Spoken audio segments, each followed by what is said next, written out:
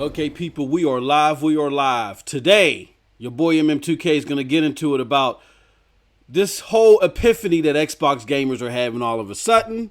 I want to talk about this recent mess going on with Randy Pitchford and his new upcoming game, Borderlands 3. I want to talk this whole Sekiro easy mode debacle and what that would cause for the game and much more. So with no further ado, let's get into it.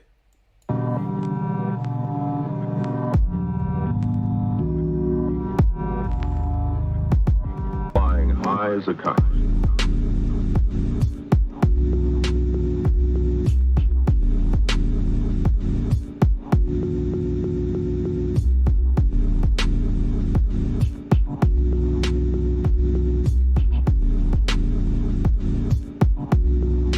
Flying high as a kite. With a propeller. Diesel society.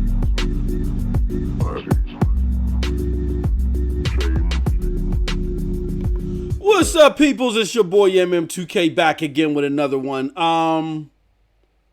It said I'm live, right? I think I am, but I'm trying to find myself on YouTube, and I can't find myself. And let me see here. What the hell is going on? Am I live? Jeez Louise, hot Jiminy Cricket. I can't find my own video. With that being said, it's your boy back again, man. We got a bunch of stuff that we are trying to get into today.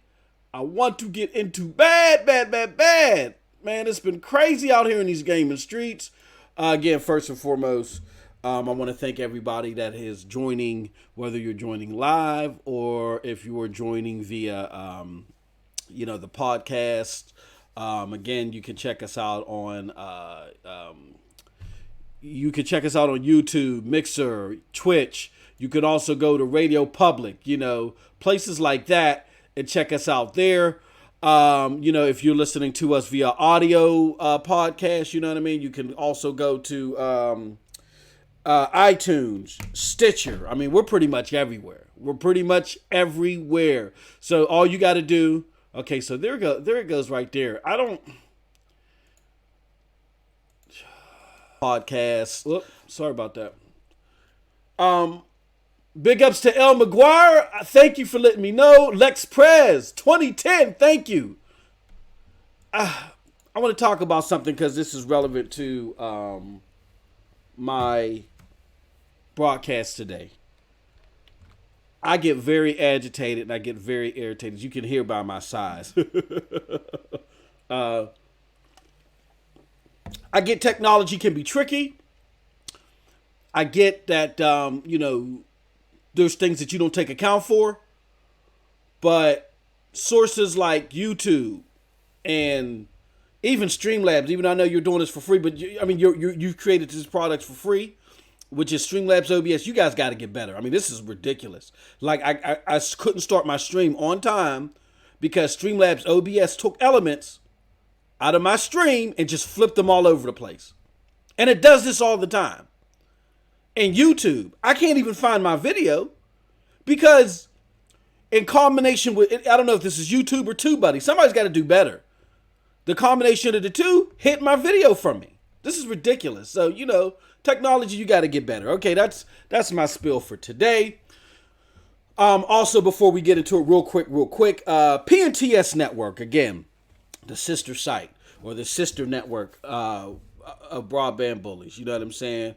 Broadband Bullies brings you that raw, uncut, Colombian entertainment, man. They do it like no other, So definitely check out the Broadband Bullies. The links are below. All right. There's some big things coming from the Broadband Bullies. Now, what we try to do here on the PNTS side is we're a little bit more PBS-ish, all right? We try to be a little bit more calm. I can't help myself sometimes. The Broadband Bully in me comes over to the PBS side and I start kicking over desks and keyboards and stuff like that. Like that crazy panda on that meme, you know what I mean? But pretty much if you're looking for the straight gaming news analysts type stuff and things like that, there's this show, there's Scram Punks. There's also the fast growing, the highly rated and fast-growing Vitamin G podcast, hosted by your boy FC Violent. You know what I'm saying? So check that out. And you can check all of these shows out on iTunes, Stitcher, Beyond Pod, most of your favorite podcasting platforms. And I'm proud to announce that the Prognosis is coming to Radio Public as well. Okay, so I'm going to do some special things. I got some special episodes of the Prognosis that I'm going to be bringing to Radio Public. So the Prognosis will be all over the place too. Because I enjoy these one-on-ones that I do with the public. And pretty soon we're going to be doing live phone calls. We tested it out. It's still in beta phase. We kind of almost there, all right? We're not going to roll out technology like some of these cats I mentioned earlier, right? Before we know it's good, okay? We're not going to frustrate y'all, okay? So, just stay tuned and we're going to get into that. While we're doing all that stuff, if you could do me a super huge favor, you know what I'm saying? I'd really appreciate it. Hit that like button, hit that subscribe button, rock that bell for notifications, please, so you know when I'm dropping these doses. I appreciate all of y'all straight up. As you can see, we trying to do it the best that we can. We can a little bust it up if you're watching us on YouTube right now. The logo's not set. I mean, this, you know what I'm saying? This is just the stuff you gotta deal with. This is the stuff I gotta deal with. I have not touched this thing since my last show, right? I haven't touched it since my last show. All of a sudden, everything's out of whack. We're going to see if we can fix that. Get that a little bit better for everybody, But how's everybody in the chat? Even though we don't have the live calls coming, right? Yet, as we originally planned. But again, like I said, I don't want to roll that out until it's ready to go. Even if you want to, look, drop something in the chat. You know what I'm saying? Drop something in the chat. I'd appreciate it a lot. It'll mean a lot to your boy. I think we can fix it that way, right? That fixes it a little bit. I don't want to spend too much time doing this. You know what I mean? It's just a mess. And also, I don't have my ticker running at the bottom. The ticker got some good information. But if you can, while you listen to the podcast, just check out all the links and all that other stuff. You know what I mean? There's all that information down there where you can, reach your boy. I'm on the corner of every boulevard. But as we let everybody fill up, please retweet this out, hit it up on Facebook, all of the social media platforms so everybody know that I'm live. Because, again, this one is going to be a doozy. We pulling the scab off. It's just getting ridiculous out here, man. Big time. It's really ridiculous out here. And there's just some things that need to be addressed. And we're going to do it. We're going to be as less messy as possible. But we're going to make sure that we cover all of our bases, okay? So let me just get this out to everybody. Let them know that we're live. But while I'm doing that, what y'all getting into, man? Because if y'all feel up to it, just let me know what y'all getting into. I'm going to let you know what I'm getting into. Right now, I'm playing that Division still. I'm still on that Division, right? I'm still on... I've devered back into Borderlands, but before I get into that, somebody just dropped something in the chat. John OZ, is Z not part of the podcast? I don't know. First time watching here. Next Gen 720 is not part of the podcast. John Oz, I appreciate you, coming through. Welcome to the chat. This is my one-off podcast that I do. I try to do it once a week, particularly on the weekends, where I just cover a bunch of the latest gaming news in regards to the community, pre-E3, everything, right? Sometimes I will have guests in the future. Like, I got a special guest. Hey, look, y'all would not even imagine that I would ever have this person on here. So it's going to be a good one. But definitely, I got a special guest coming up pretty soon. And we got a lot of things coming, like I said, live calls, all that good stuff. So, but I thank you for joining my homie D, Almighty Spartan God. I'm sorry for messing it up. Broadband Bullies, nigga. yes, bro. Hey, look, man, I'm going to get into that video. We're going to talk about the current state of things. We're going to talk about this ridiculousness, right? We're going to get into it. Don't worry about it. El Boogie, playing games, smoking ribs. Good day. Hey, man, this is a good day for some ribs, man. explained it to everybody not too long ago. I have dairy allergy, so I have to go to a lot of vegan places and stuff like that. In the weirdo situations I get into there, but thank God I can still eat. I can still partake in some ribs and and stuff like that. But you know what? I'm starting to cut out a lot of red meat and everything. I'm getting older now, and you got to do them old man things. Get the Geritol, you know what I'm saying? Have your Metamucil, right before Family Feud comes on, all that crazy stuff, right? So I'm getting there. People out here hating on broadband bullies. Oh yeah, hey look, that's part of the game. They can hate at their own fate, but it's all right. Like I always say, it is all right. That's how you know you're doing something.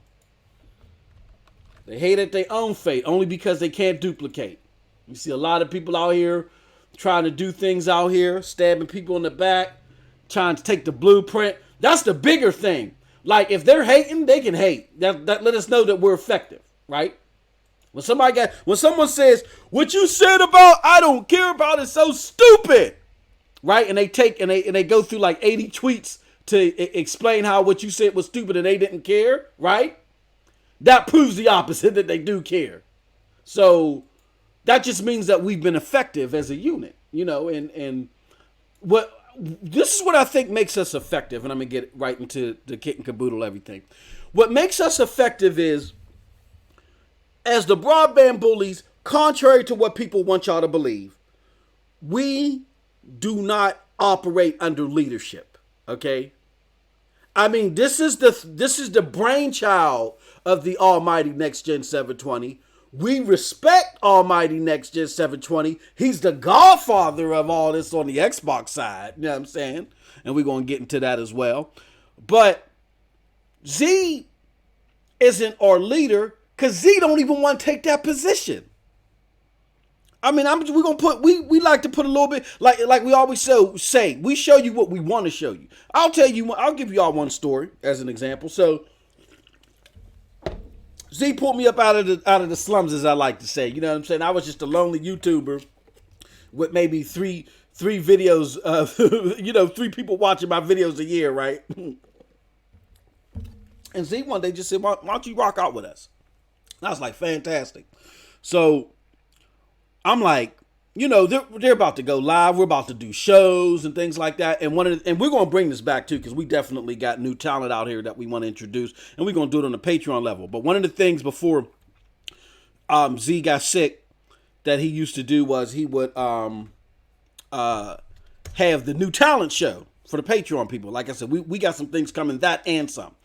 So for the Patreon thing, I would be asking Z, okay, like, what do we do in this situation? What do we do in that situation?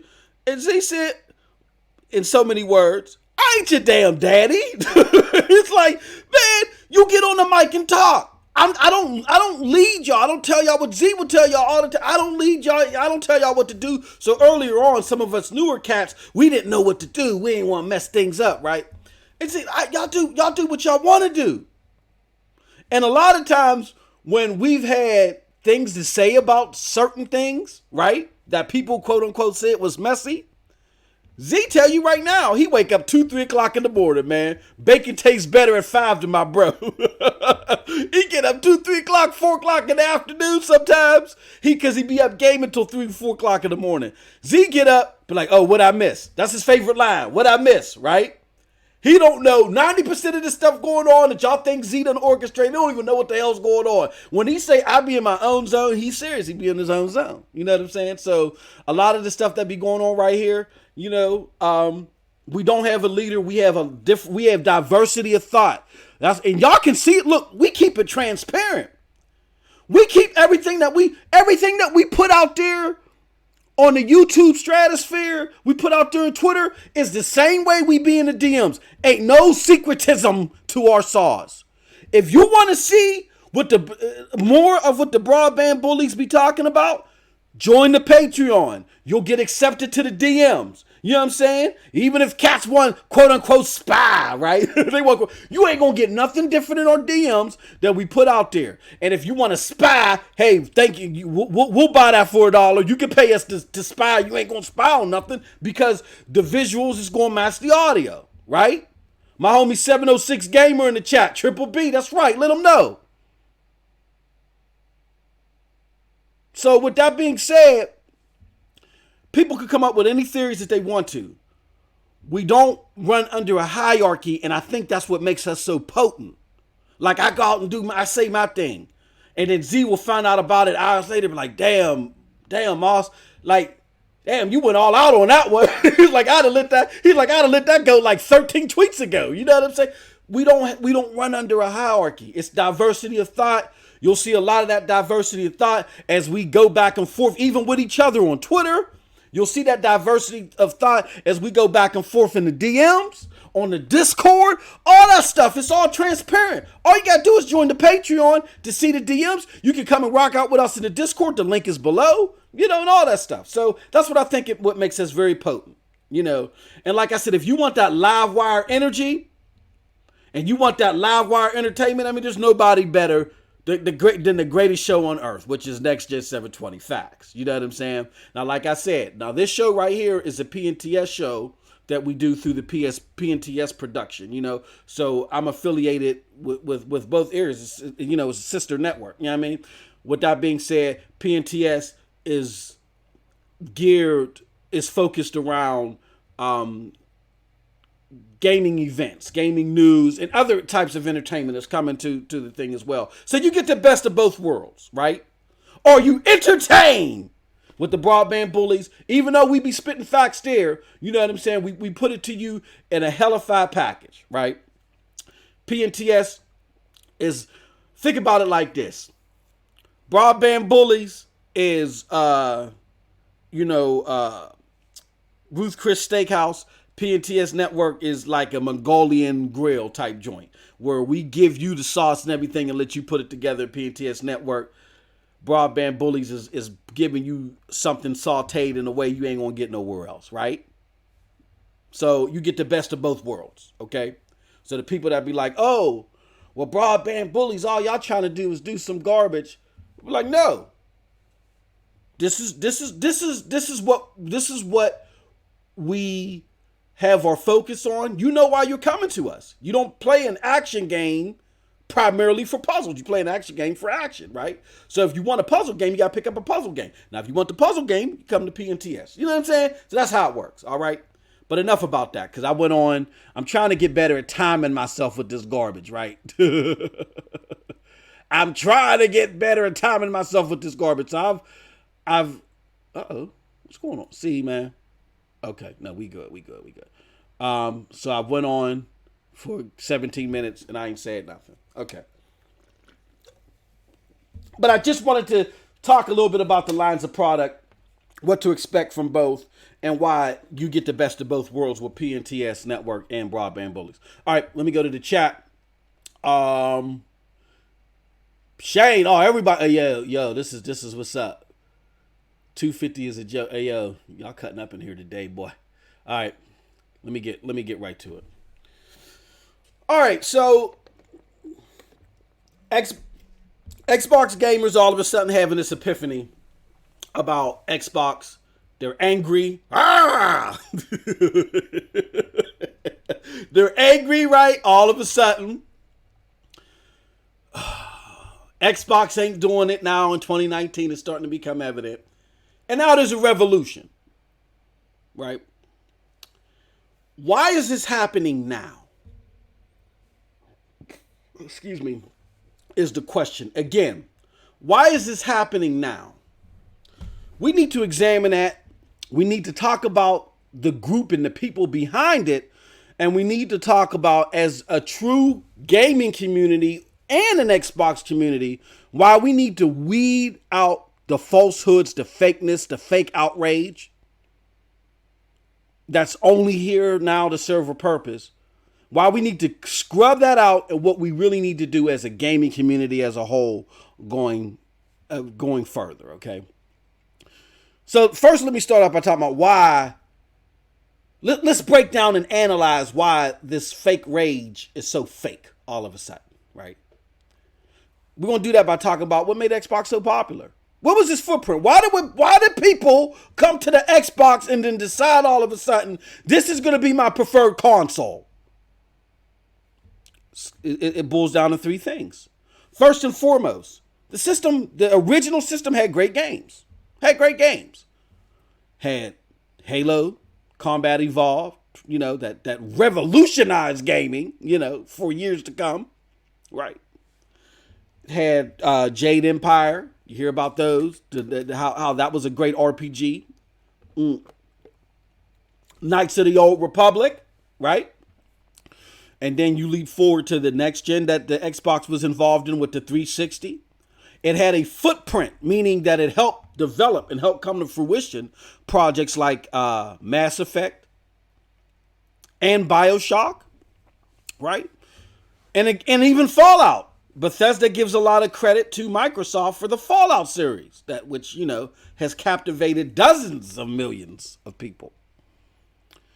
And so forth. So that's one of the pillars of what made Microsoft such a beloved, or Xbox such a beloved gaming entity, and why people started to prefer it.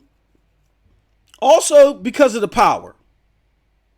Power was very important as the Xbox brand, as part of the Xbox brand. You had a very powerful console. The power and the original Xbox over its competitors, the PlayStation 2 and the GameCube, were astounding, right? You're like, wow, look at this stuff. Look at this. This is amazing.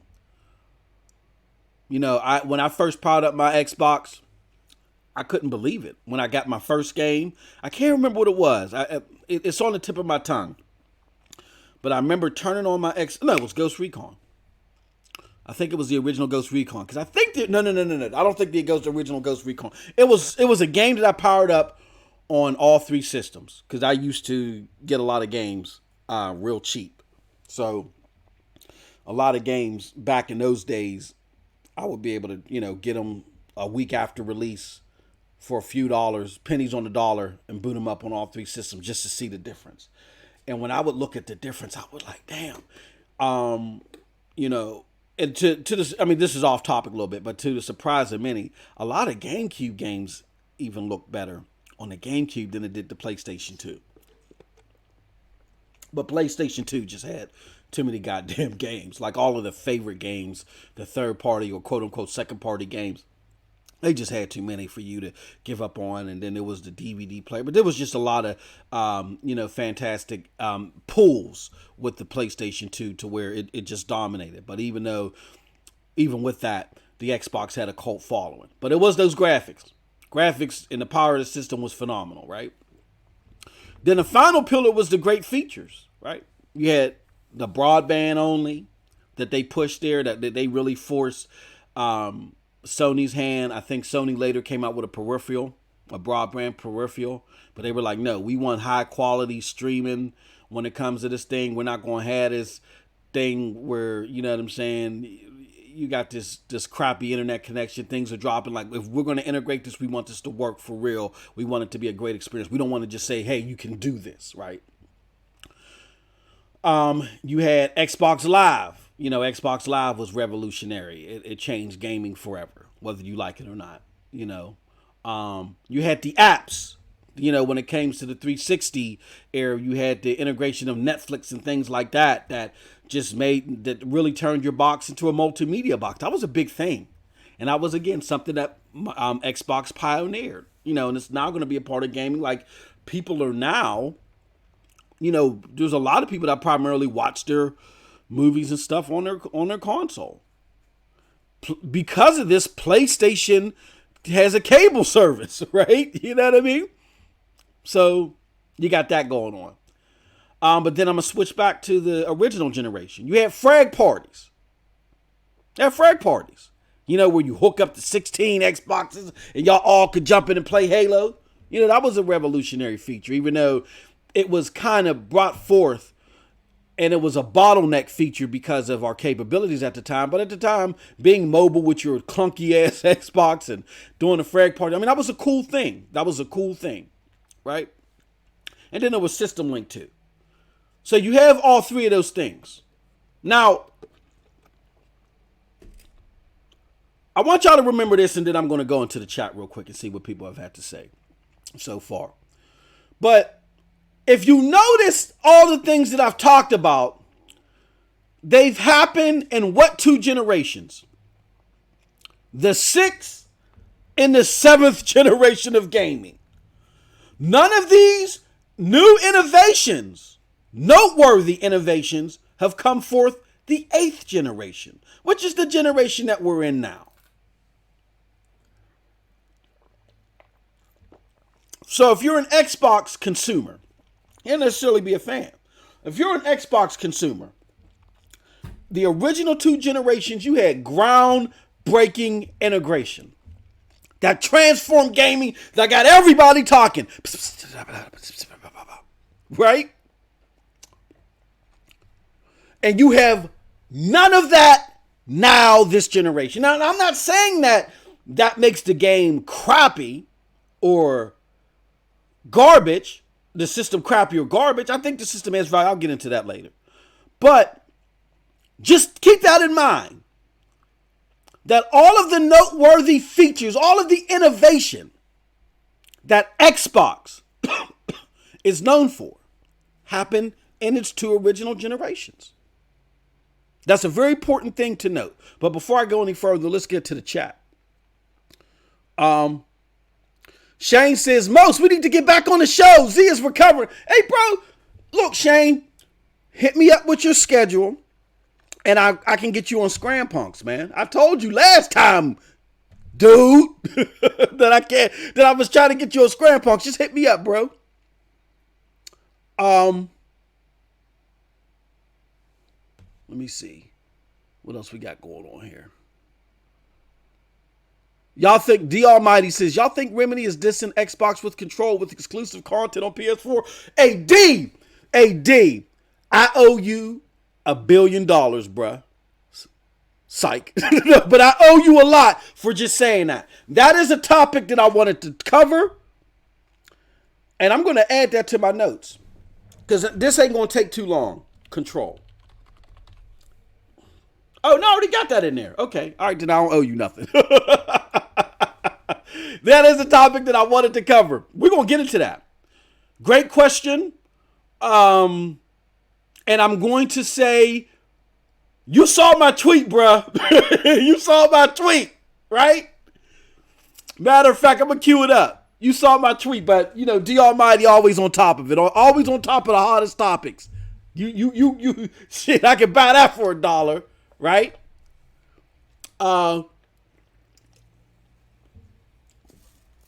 Let me see who else. And don't be shy, y'all, because I know y'all gonna have a lot of questions, and I'm here to answer them. You know what I'm saying? We got a decent crew watching right now. Appreciate it across Twitch, Mixer, and YouTube. I appreciate all of y'all straight up as always. You know, like I said, retweet this out if you can. Now, but again, before I go any further, I want y'all to remember that all those things, all that praise that I just gave Xbox, that happened when? The 6th and 7th generation. Excuse me. It did not, none of these innovations I can talk about happen now. Okay. And with that said, let's talk about what Xbox has become. Per this generation and per the regime change, Xbox has become a steward of second-tier software like old games and new AA, unpolished but kind of catchy experiences. So let's talk about the old games first, okay? A lot of people are saying, oh, MM2K, what the hell are you talking about? When you say that nobody can point out a great feature that Xbox has pulled out this generation. Backwards compatibility. Backwards compatibility is a great feature.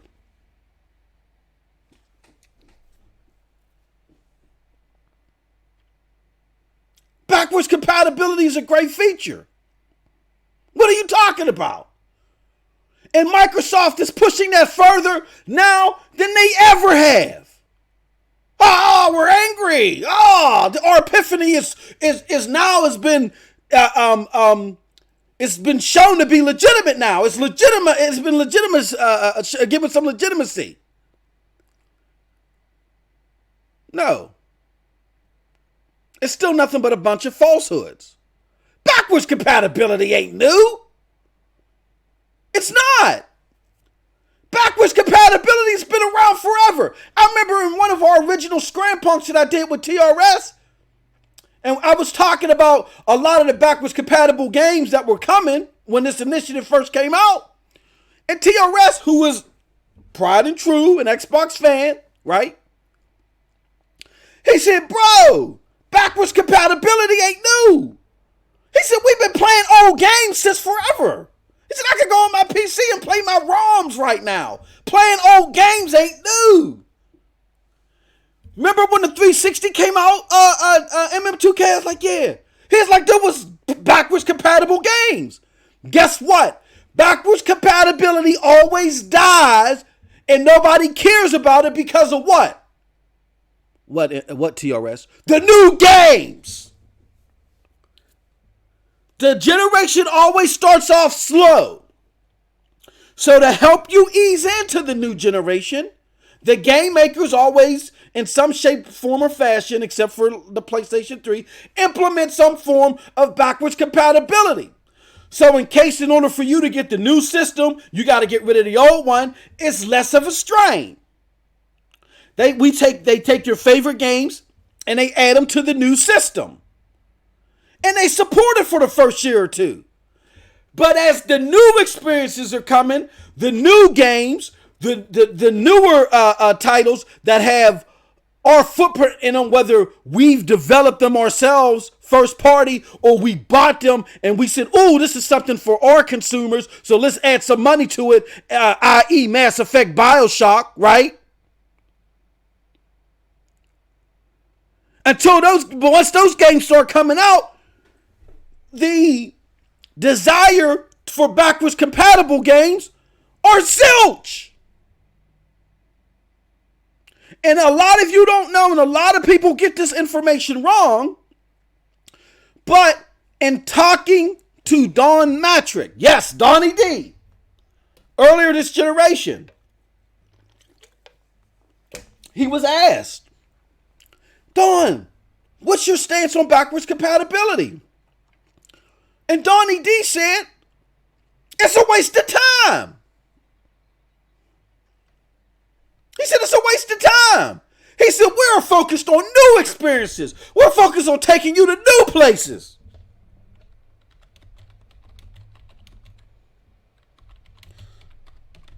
And they were like, oh. They were like, why not? Well, why not? He's like, dude, I'm not focusing my energy on that right now. He said, I got some big ass ideas. And I'm not wasting my time on backwards compatibility. We are trying to defeat that lag that you have of games earlier on, and we're giving you some cool experiences now when they did. Excuse me. They gave you Sunset Overdrive. They gave you Rise. They gave you Dead Rising. Not the greatest experiences, but cool experiences that you can get into. So instead of you worried about the old Xbox, you can just dive into the new one and be like, oh, okay, we got some cool stuff coming on right here. It may not be stellar, but it's cool. This is a great way to kick off the generation.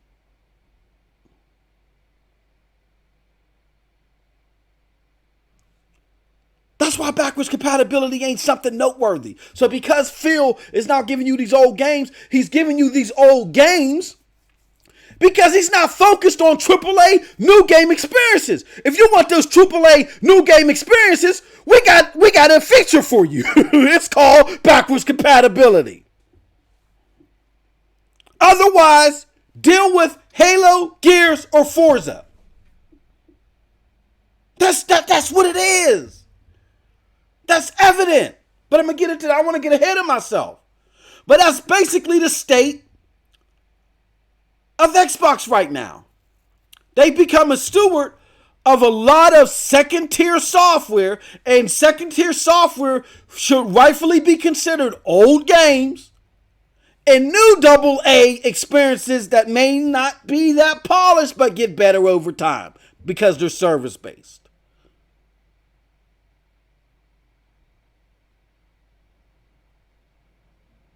Period. Big ups to Phase 114 in the chat. Phase 114 says, here come the drama crying. No, I'm easing in, bro. I'm easing in. I'm coming in nice and slow, right? But that's the facts of it, people.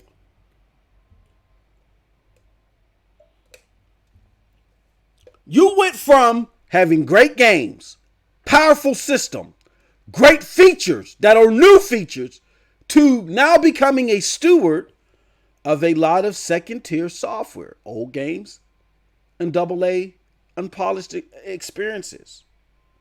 That's your footprint right now. It's great that, and look, I love my Xbox One X. I love the Xbox ecosystem.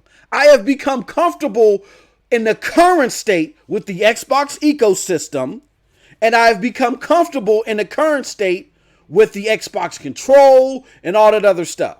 But here's the thing.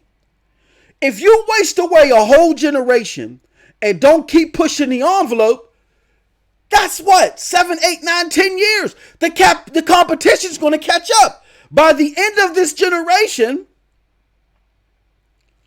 all of those features that separated Xbox from PlayStation is now, even if they're not just as good, they're going to be able to do with a small gap between the two.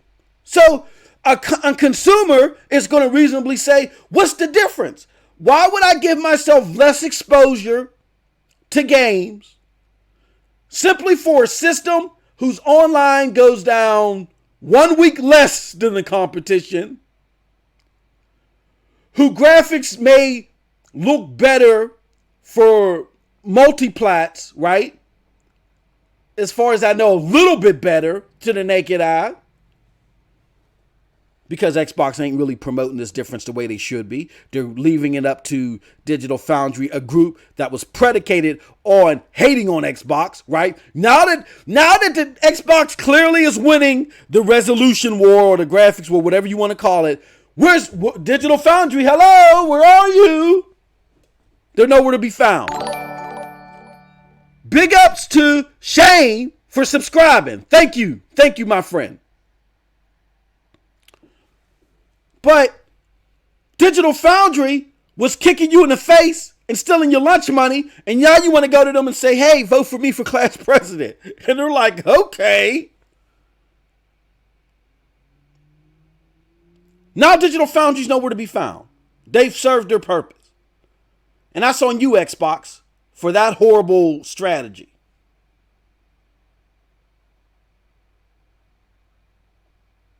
But that's what you've become. You've gone from great games, powerful system, great features, to a steward of a lot of second-tier games.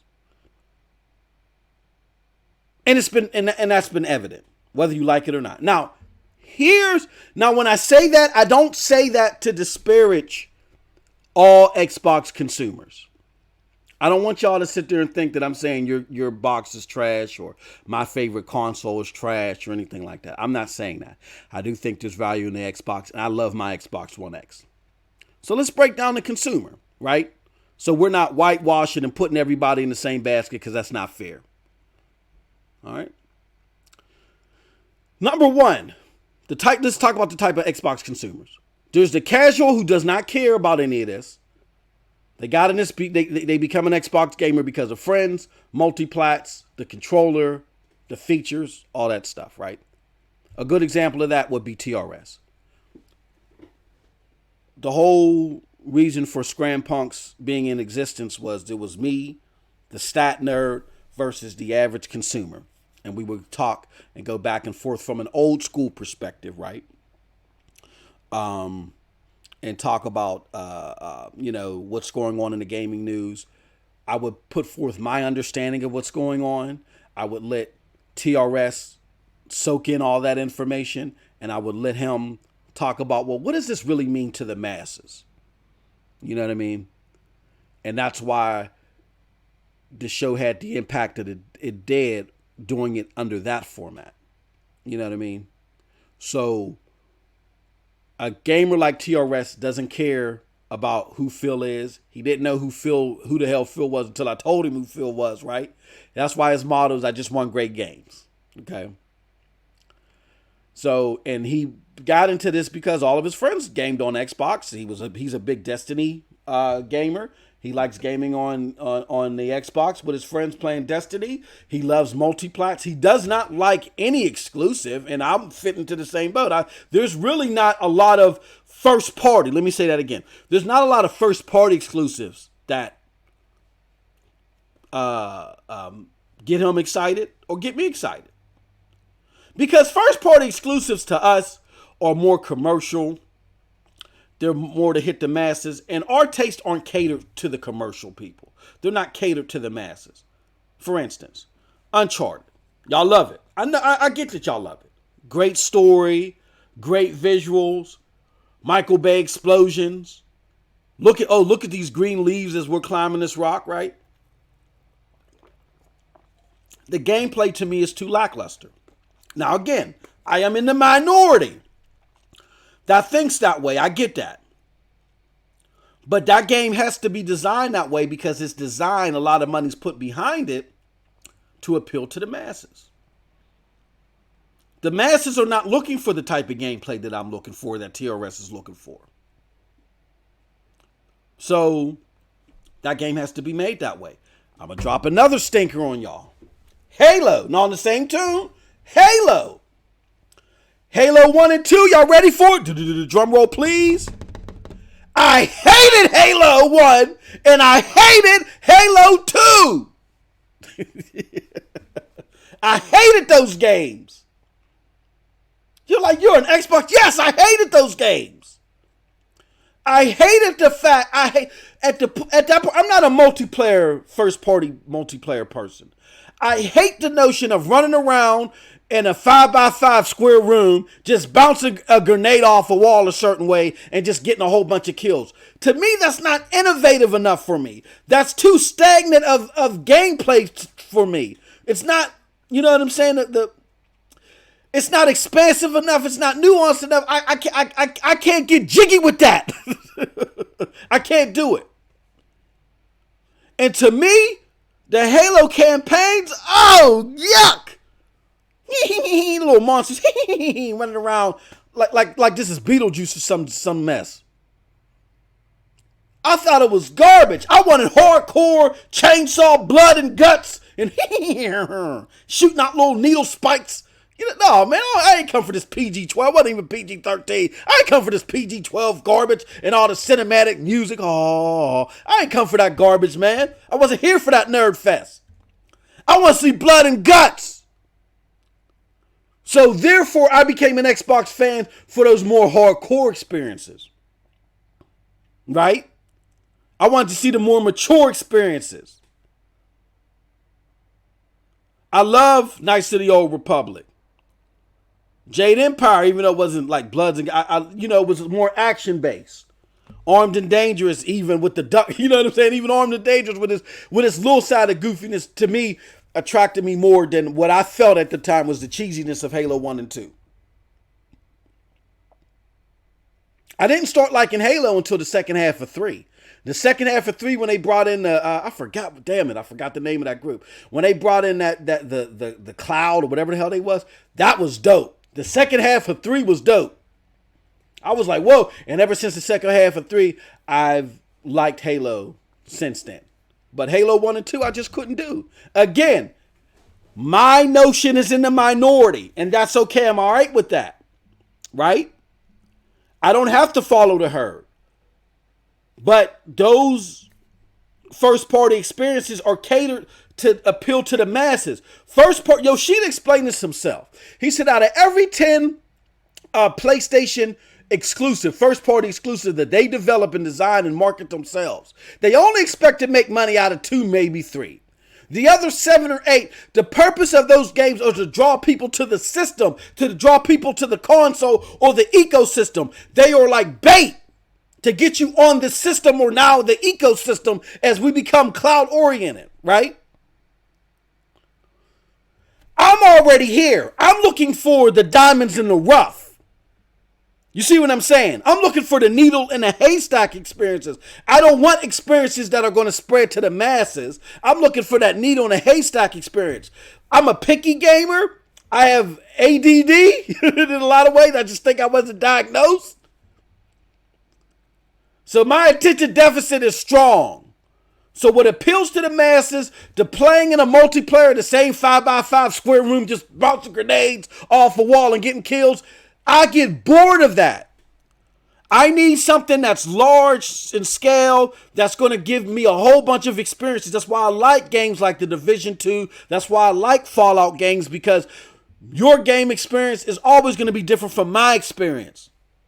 And not Fallout 2, but just Fallout in general, because it's so open and there's so many choices that have to be made. Even in 76, I'm telling y'all, give 76 a try.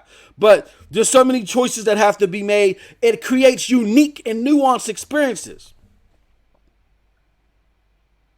So now that I went on that tirade and that rant, what does that got to do with anything? Well, what it has to do with anything is that there's a lot of gamers that are looking for those needle in the haystacks. So the first party games do not does not scratch their itch.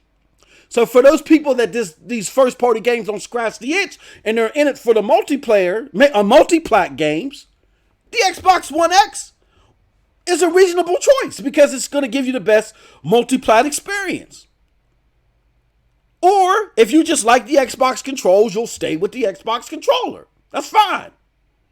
Or if all of your friends just happen to play on Xbox, you may be eyeing the PlayStation, but you're like, I only got enough coin to invest in one, and I play a lot. Most of the games I play with my friends, I'm going with my friends. That's reasonable. That's it. And actually, that reason for a lot of casuals is the biggest draw to any system, is where your friends are at now.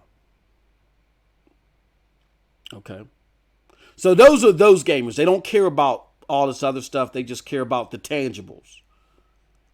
Then there is the current Xbox consumer that got in this because of the original footprint that I talked about earlier, the great games, the powerful system, and the great features, the combo of all three all together. All of them, all together.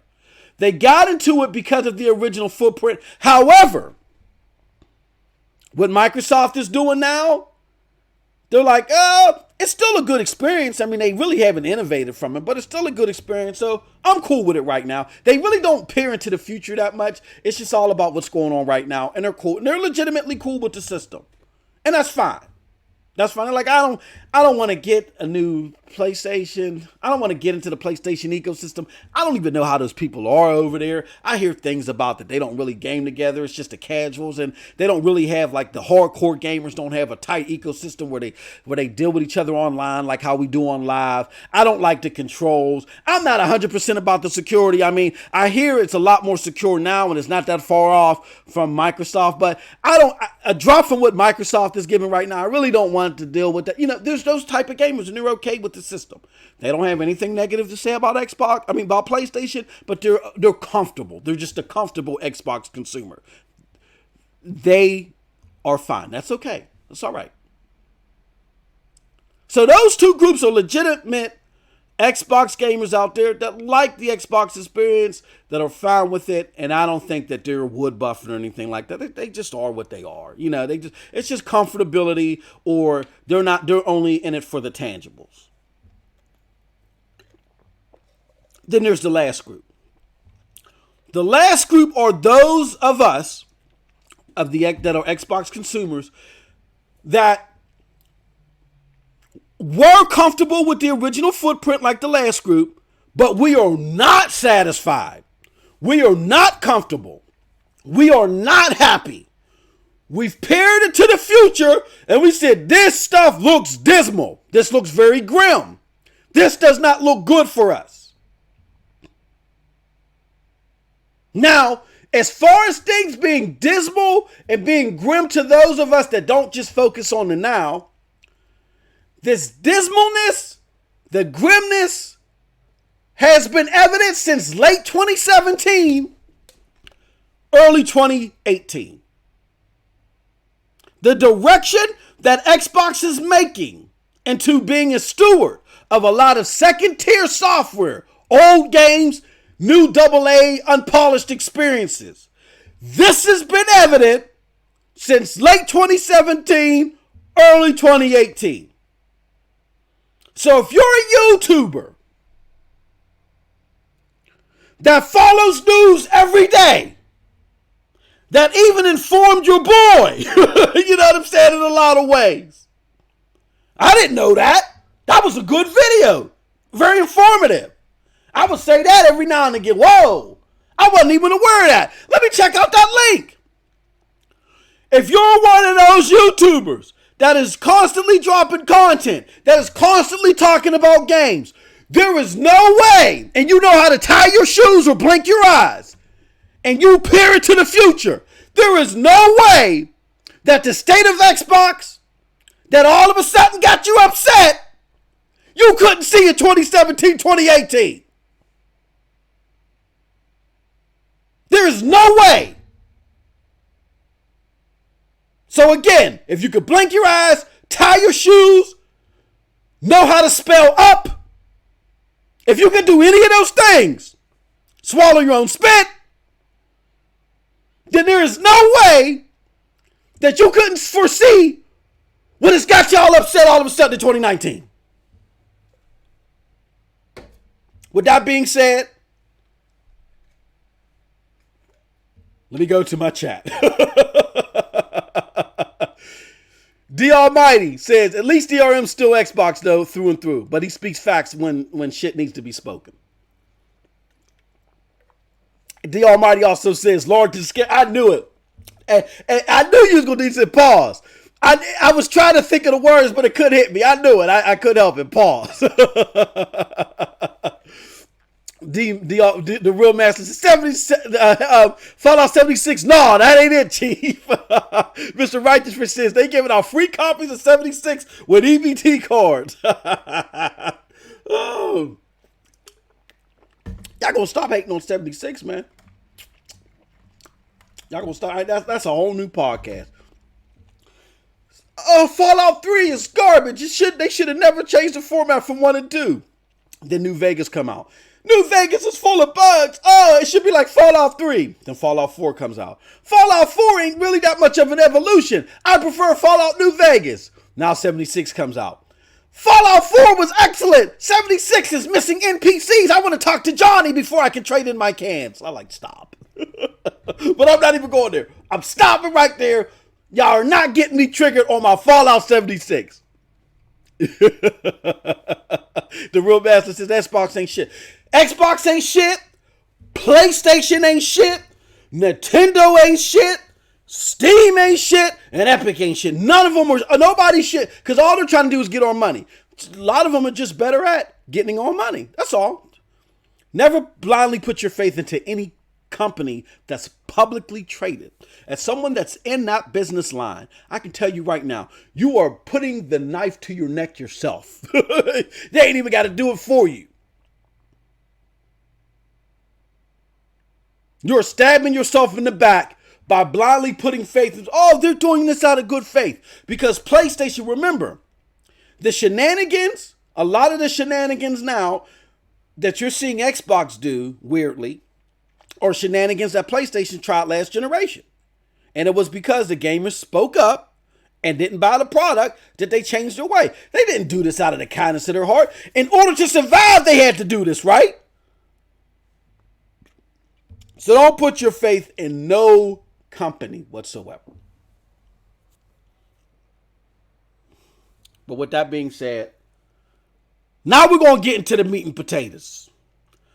Well, now I did a lot of babble. I'll babble for almost an hour. Now we're going to get real. Because now my brother, the real master's in here. He's in the chat. He can hold it down for me in the chat. I need to know why, as someone that consumed A lot of you all's content where y'all dropping 35 videos every 5 minutes. It ain't just one person. There's a group of y'all. Y'all talking about y'all talking about games on podcasts several times a day. Y'all are everywhere. They talking about y'all on Reddit, all over the place. It's even gotten to the point now to where a lot of these podcasters, big gaming entities, are reporting on what you're discovering. Big up to Shizno Elite. Thank you for subscribing. I appreciate you.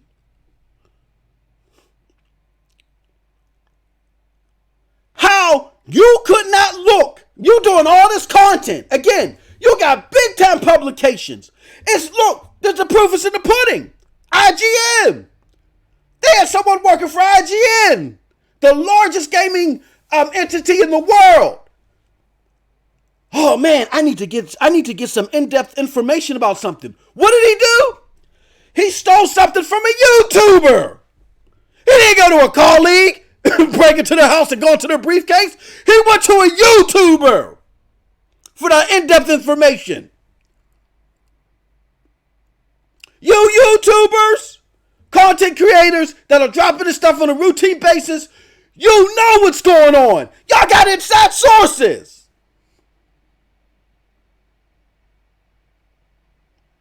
So, how with all those inside sources, with the ability to blink your eye, spell the word up, swallow your own spit, did you not see the direction that Microsoft was going into with the whole lot of second tier software, old games, AA and unpolished experiences, and the focus on the cloud, right?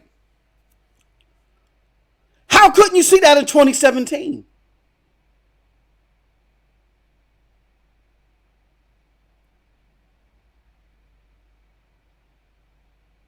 I mean, look at the DICE speech. Look at the DICE speech from Xbox 2018 when Phil Spencer,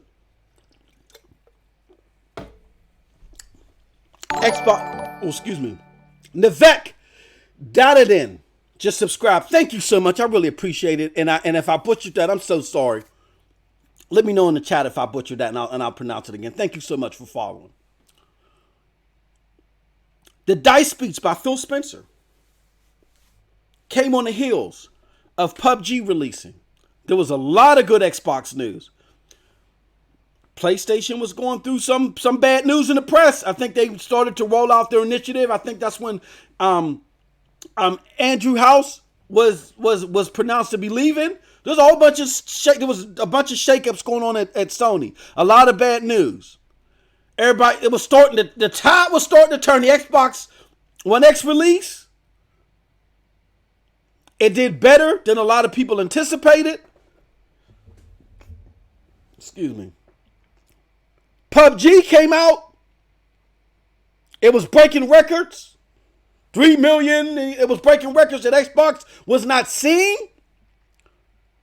And the notion that a competitive Xbox at that time, that a lot of us still felt, like myself, a competitive Xbox was starting to change the tide like I originally had predicted. I had thought under the demise of a legitimate Xbox. Well, I want to say legitimate. Let me take that back. Let me not go too far in the weeds. Of a competing Xbox. An Xbox legitimately competing. I found a way to get that in there. It was on my chest. I had to get it off. A legitimately competing Xbox was now coming back and finding a way to legitimately compete, at least in the continental US. Right? Wow, we're gonna sock it to them. We're going to show them that we are here and we're not playing games. So here's what happened. On the heels of all this good news for Xbox, bad news for Sony, Phil gets on the stage at DICE. First time we get to hear from Phil since this apparent turnaround. And what does Phil do? Phil gets on stage and praises the head of Xbox, praises the head of Sony, or not necessarily the head of Sony, I'm sorry, the head of Xbox praises the Sony games more than he praises his own. In the backdrop, homie, big up to homie Porter Rock. You know, me and Porter Rock would go back and forth. We even did clap videos at each other. Porter Rock said, "You want to clap at me? You need to clap at Phil. Here goes a picture for you, MM2K. Boom!" And it was a picture of Dice at the Dice event. Phil standing in the backdrop with a face full of glee. In the backdrop is a picture of Uncharted. He said, hey, MM2K, you may think Uncharted is trash, but Phil don't. Phil just basically said he wished he had Uncharted. And I said, Porter Rock, stop messing with me, bruh.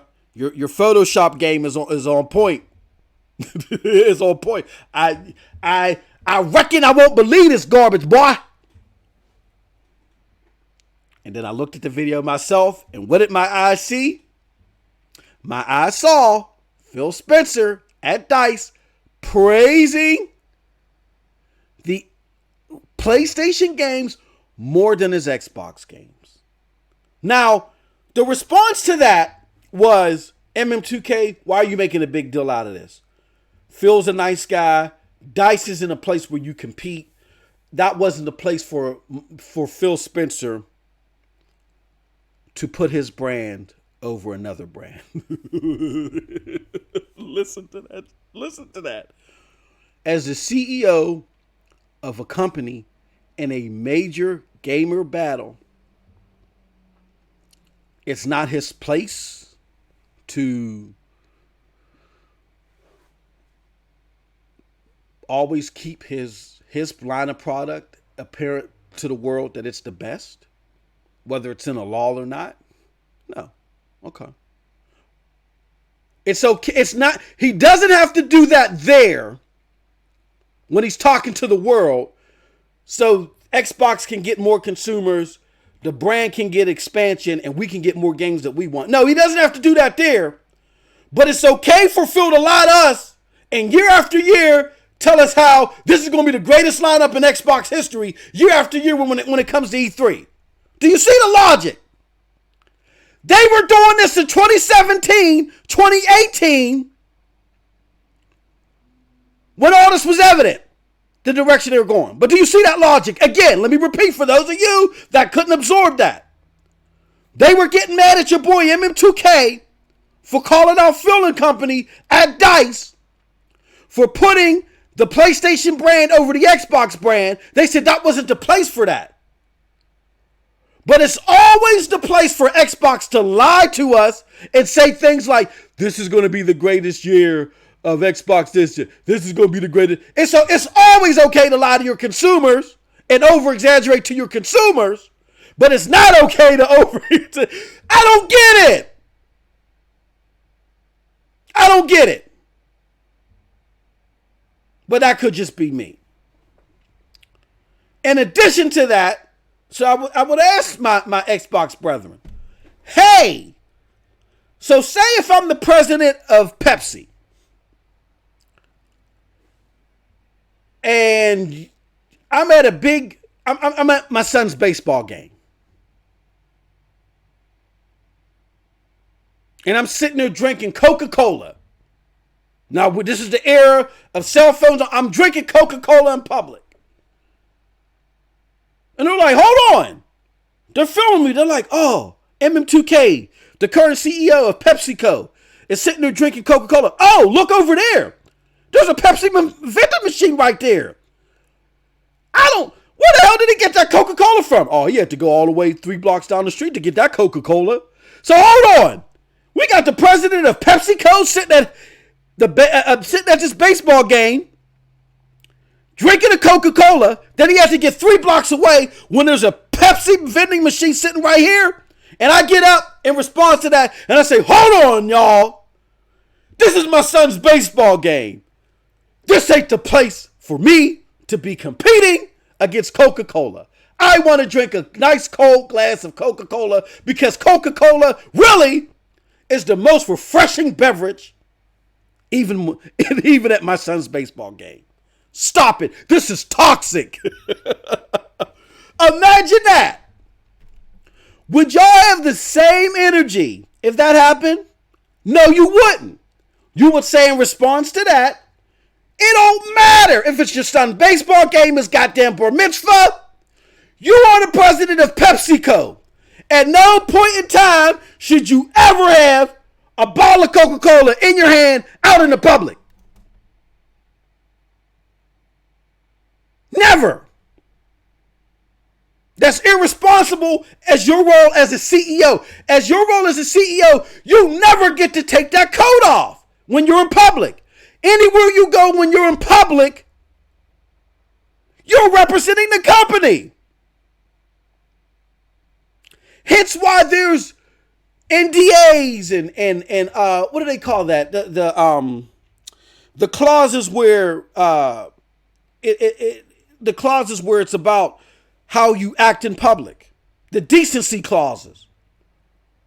There's been decency clauses for decades upon decades. This ain't nothing new. Even because I have a leadership position at my company, I'm not allowed to do interviews. Like with newspapers and give my name. I'm not allowed to do that. I'm not allowed to I got to get approval.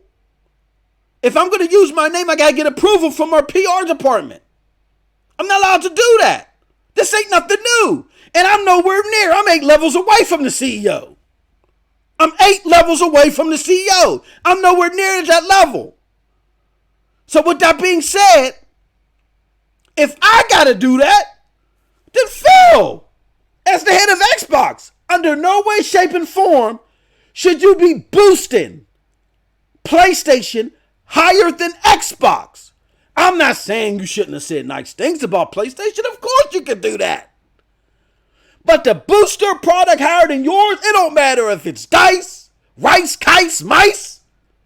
Wherever you're at as the head of a division in a high position like that, you never take that coat off when you're in the public. Period.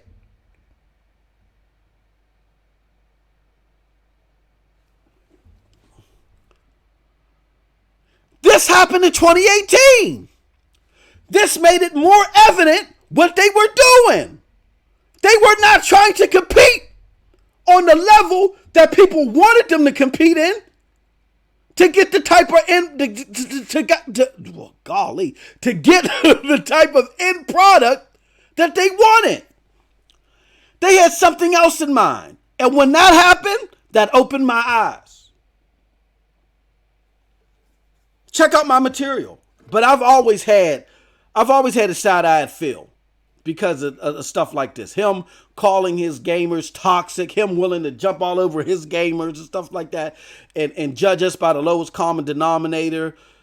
Him, just the inconsistencies in the things that he promised us. How they didn't always, the visuals didn't always match the audio. But when the Xbox One X was rolling out and it was coming out, I really thought they were trying to compete. They were just having difficulty knowing how to do it. That's what I thought. And I think they made it look that way intentionally. But that all became evident in 2018. Now, with that said, y'all done saw the video, right? Y'all saw the video last night from Almighty Next Gen 720, right? Y'all saw that. Hold on one second. Now, what was I saying? Oh, y'all done seen the video. Y'all done seen the video where homie he's gonna remain nameless. Shane said most throwing his wife under the bus like he did with Xbox. Man, look, hey, bro, I'm just amazed, man. I'm just amazed. See y'all, how y'all don't want to take this medicine from me? Y'all don't want to take this medicine from me. Trust me, y'all ain't the only ones. My family want to buy $8,000 phones, but don't know how to use a goddamn GPS. Oh, God, bet you by golly, wow. Anyway, so you see, y'all seen the video last night. I won't name any names. It was exposed that in 2017, all the stuff that I mentioned, right? All the stuff that I mentioned came to fruition last year, the year before last. And my brother, Next Gen 720, was telling everybody this. He told everybody this. He was on BGST saying this. And he had comments like, well, Xbox didn't have a budget. What? Xbox is a $700 billion company. What are you talking about? I think at the time that was said in that video, Microsoft, is a $500 billion company. Who is the parent company of who? Xbox. At the time that I think that was said, it had been reported that Xbox for the first time ever, or Microsoft for the first time ever, was considered more lucrative than ABC Company, the parent company of Google.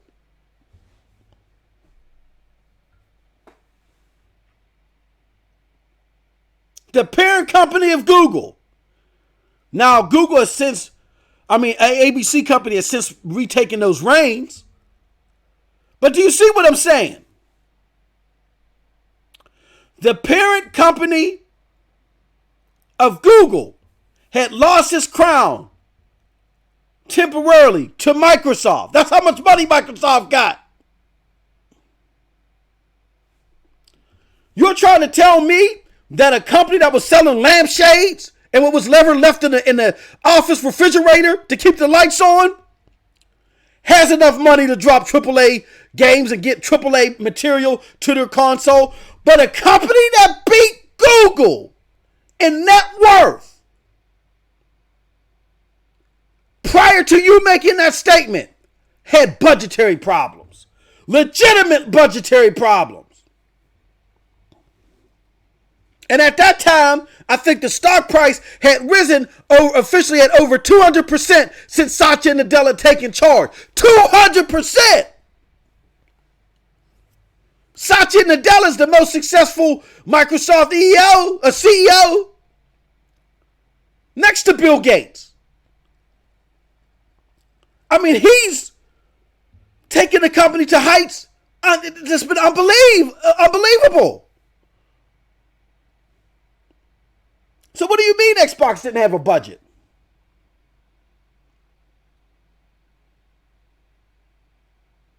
The parent company is Microsoft. You heard that in the video, right? And a bunch of other stuff. I implore y'all to watch the video. I'm going to put it in the link later.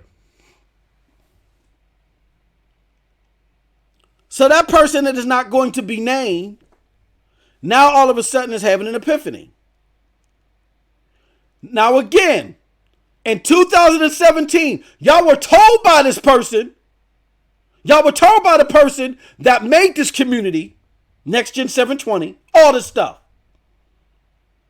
That should have sent off warning flags, the speech at DICE, the things that Phil were saying in 2017. You know what I'm saying? All this stuff, it's in that video.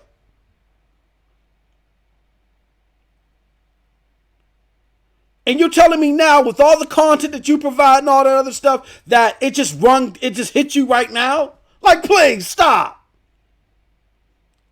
But you're not the problem, person. Person, you're not the problem. Even though you're frauding, you're not the problem. You want to know what the problem is? Do you want to know what the problem is? The problem is you all now coming out of the woodwork like, yeah, you're right. I've even heard people say, yeah, X person, be the leader that we've always needed. Oh my. I had to pull out my George Takei for that one. Be the leader that we always needed.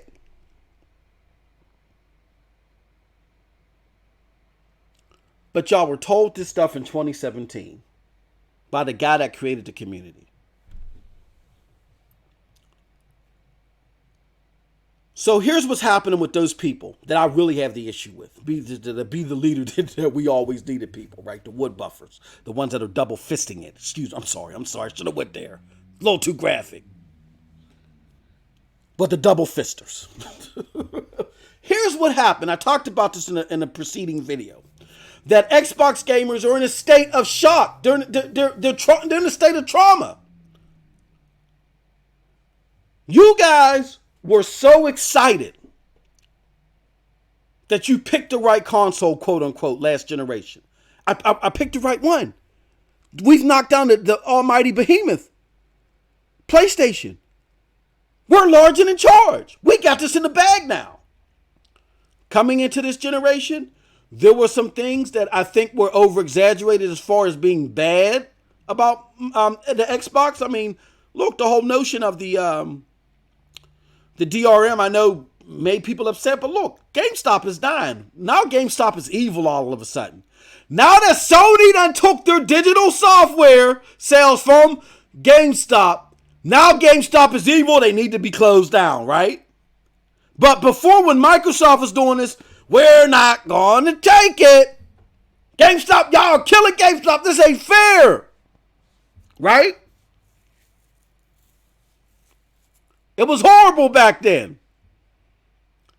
Even though with the DRM that everybody's accepted now, with the DRM that was going on, you were going to be able to game share with 10 people.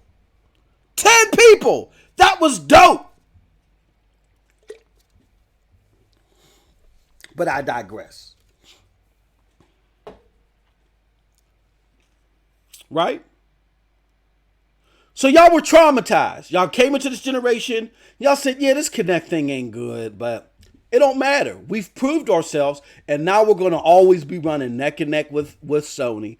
We've won this war. Yay! Right? And then that E3 happened, where Sony embarrassed the hell out of y'all. This is how you share games with Microsoft on Xbox. I mean, on PlayStation. Remember when Adam Boys and Yoshida did? I think it was Yoshida that did that. Oh man, that was foul, bro. That was some foul stuff. And then people, when they named the price of the PlayStation, it was $100 cheaper. Then you had people like my man from Bethesda, right? Todd Howard, in a video proclaiming how the PlayStation 4 was such an excellent piece of hardware. It's known that Bethesda and Todd Howard hate PlayStation. So now you have them even proclaiming how much you had all this happening, and the house of cards were starting to fall. And you guys are like, no! And ever since then, with a lot of media, there was media bias, because never before in the media, I'm coming straight down the middle here. There's not going to be no wood buffet on any side. The media was starting to, never in the media before at the launch of a console did someone grade the console. Never. Because remember, it's all about the games, right? So how do you know how well a console is before we even start really seeing the games? But you had major publications coming out left and right, rating the consoles, giving them overall grades. How can you give so any of those publications, I think IGN was part of that. I think Spot was part of that. All of these phony publications that got to rip off YouTubers, the same YouTubers that now are playing stupid, that didn't realize what Xbox was all about until 3 minutes ago. All those same publications that are ripping those people off judged a console before we got the games. Right? It's about the games, right? So of course there was media bias. But this is the thing. There was always media bias. A lot of these editors and whoever, they grew up with the PlayStation. I didn't grow up with the PlayStation. I grew up with the Nintendo, the Commodore, the Atari. I have no emotional tie to the PlayStation. The PlayStation was an end result of technology continuing to grow, but then they took it on a different avenue. They made games more marketable with all the flash and the pizzazz. So some of you saw that flash and pizzazz and said, oh, okay, that's cool, went that way. Some of us saw that flash and pizzazz and said, all right, I'm not really into it. I'll go with the Dreamcast or whatever. You know what I'm saying? But a lot of y'all that started gaming, y'all started gaming with Final Fantasy VII and with the original Tomb Raider. That's what you grew up with. So that's where your emotional tie is. It's simple psychology. So if you fall under that realm, so do a lot of these editors and reviewers. They were the same people in the PlayStation 3 era that instead of just completely dogging PlayStation 3 at first, they were saying things like, oh, please give it a chance. It's an impressive piece of hardware. Ah. They weren't rating the consoles back then. What Digital Foundry wasn't out back then comparing how poor the multiplats were playing on the PlayStation 3. They weren't doing that. Give it a chance. Ah. Then when it came to the point to where they couldn't defend the PlayStation 3 anymore, did they finally just throw their hands up and say, Sony, we don't know what the hell you're doing. What the hell are you doing? It took that hack for them to finally throw their hands up. Golly, Sony, what are you doing? Like, this is so oh man, we've been defending y'all for years, and oh no, it took that. And even with that, a lot of people don't realize that the most the PlayStation brand has ever been behind Microsoft as far as consoles sold, I think the biggest gap was anywhere between 5 to 8 million. With all that stuff that was going on, with how much Microsoft's 360 was loved, beloved, and heavily favored, the most the PlayStation 3 was down with all of its mess. And in my opinion, the mess the PlayStation 3 came out with far surpassed the mess that the Xbox is doing right now. I mean, they did the hack, all that crazy stuff. But they were only down 5 to 8 million globally. And by the end of the generation, they actually took the lead console sale-wise momentarily. That shows you the amount of favoritism and saturation as far as mindshare that PlayStation has from the beginning. And going into this, Microsoft knew this. They always knew this.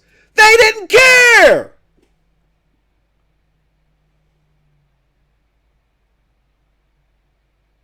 They didn't care.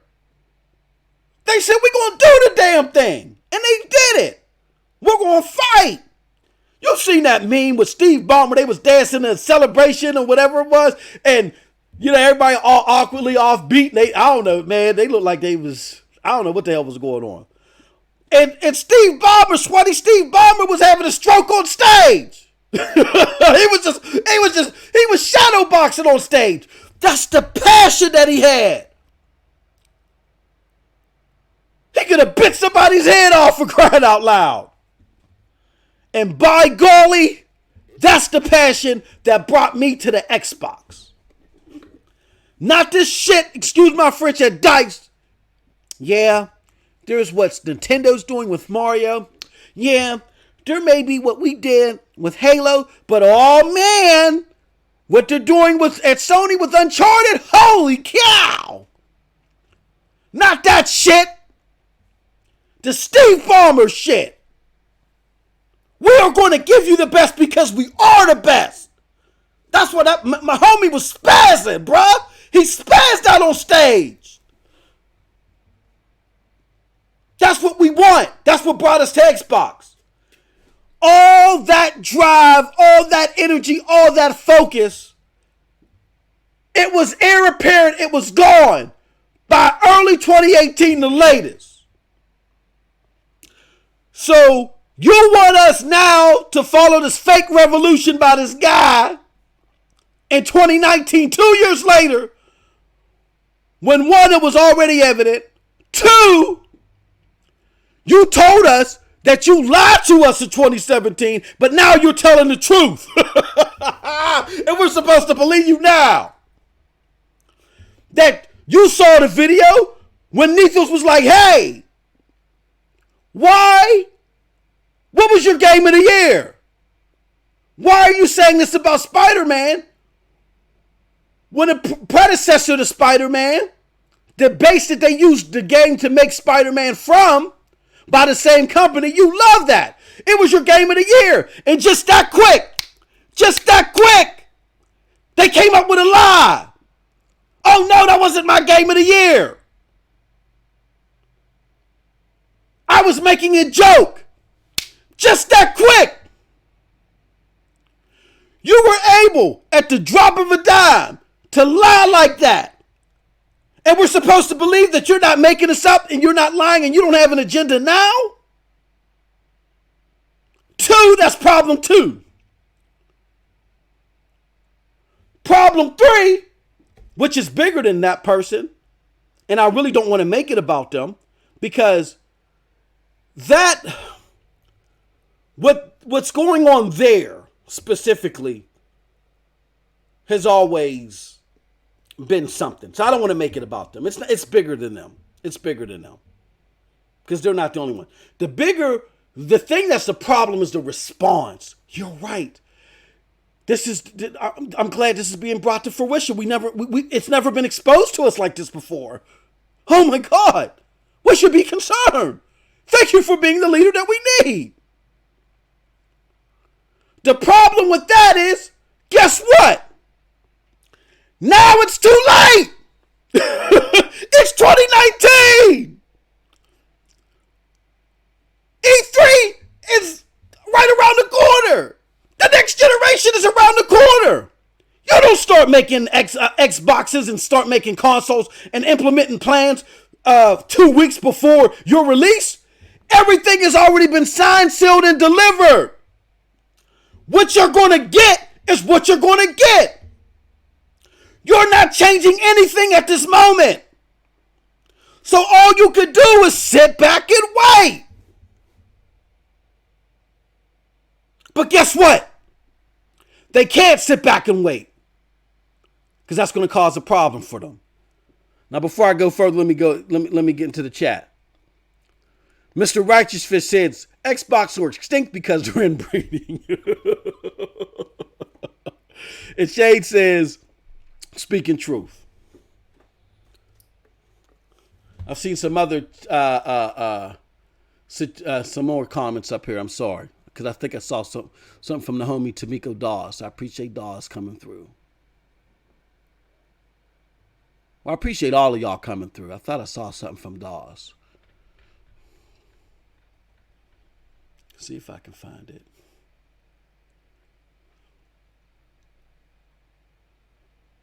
No, my bad. I'm going to find it before the end of the show.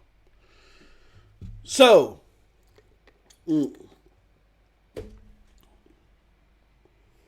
again, we got those three things going on. And again, here's why that newfound epiphany cannot be taken for real. Number one, the Xbox direction has been evident since 2018. We all knew it. The DICE speech, Phil, I don't want to purchase games no more. Hey, when you talk AAA games, what, Sea of Thieves ain't AAA? year after year after year, this is going to be our best lineup in Xbox history. We're going to make Crackdown. We want Crackdown to be as good as Halo, Gears, and Forza. That's problem one. It was evident back then. Problem two is, and you were told this in 2017, buy next gen 720 already. And it was rejected. When all this was coming to fruition, it was rejected. You had time to soak it in, disseminate the information, and make a decision. Or when all these same things were being said when they were fresh. And you people are smart. Well, you ain't got to be smart to digest this. All you got to do, like I said, is be able to blink your eyes, spell the word up, swallow your own spit. If you know how to do any, not all, just any of those three things, then you know what was coming. You knew it. There was no denying it. That's problem two. Problem three is, now you want us to believe that your epiphany is real because you're doing this under the guise of an individual that was able to lie so quickly and lie so sharply as you see in the video, but now they want you to believe that they're not lying. like this is all genuine. I mean, to me, it brings forth the example of somebody that dates somebody that's cheating on a spouse or you know, say if you got a boyfriend or girlfriend that you're dealing with. Or no. Say if you're dealing with a male or female that already got a boyfriend or a girlfriend, right? That currently, and so you're cheating with this, you're helping this person cheat. And then come to find out, okay, so then they leave the boyfriend and girlfriend and now they're quote unquote with you. And then a year later, you find out that they were cheating. Are you really that surprised and shocked? Are you trying to tell me that even though the way you got introduced to this person was through cheating, that your mind isn't always going to be focused on, I wonder if this person is going to cheat on me? So in the same token, if he was lying then about what he thought about the Xbox experience, what makes you think he ain't lying now? You can never trust a liar. Now, you may hear this, you may say, well, even Z said that he was lying or whatever. No. There's a difference between believing in a product and damage controlling. Z said he was damage controlling. So let me give you an example. There's a brand of milk out there, right? We're going to call it Flatters. Flatters milk is out there. Everybody's talking about Flatters milk. Flatter makes the best milk. But then there's some of you that are like, nah, Flatters is garbage, man. Flatters ain't got the best milk. And then someone pops up out of the woodwork. I've heard that Flatters milk, when they sell it, it be expired. And you like Flatters. You may have seen an expired jug here and there. You're like, oh man, whatever, man. You come up with an excuse. Oh man, that wasn't Flatters. That was somebody else's milk, or someone wrote the wrong date on it. You damage control it. But in your heart of hearts, you believe that Flatters still got the greatest milk, but you just damage control any of the little intangibles. Then one day you start buying the Flatters, and in every carton of Flatters milk that you buy, as you smell it, it's spoiled. Or it's expired. And you're saying to yourself, hold on. The quality of Flatters milk is going down the tubes. And then you speak out about it. You're like, hold on. Now, I'm a serious Flatters milk person. And Flatters used to have the best milk. But I ain't come here, goddammit, to start drinking some expired milk. Like Flatters, we need you to do better. That's the difference. As the stuff became evident, Z was like, I can't even ignore the intangibles anymore. There's a difference between lying about an entire experience. Sea of Thieves is my game of the generation. To on the flip, on the drop of a hat, now saying Sea of Thieves is not a good game. Do you see the difference? There's a difference between ignoring the little small tangibles, but then realizing, hold on. Some of this stuff is starting to come to fruition. We got a problem here. To somebody that opens that same spoiled milk and says, oh no, y'all keep chugging that spoiled milk. It's not really spoiled. They're writing the wrong dates on it. You know what's going on. It's been evident since 2017 that the milk has been spoiled. The original guy that got y'all all hooked on the milk told y'all it's spoiled. But you want to continue to lie.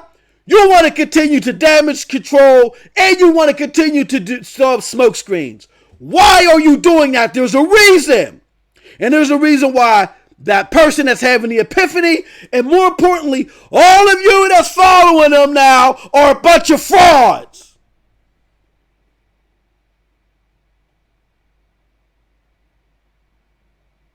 You're a bunch of frauds. Here's why. 2 words. Tube and buddy.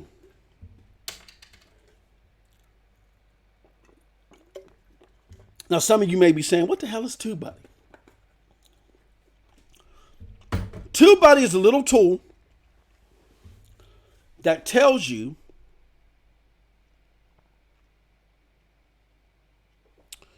how your analytics are doing on YouTube.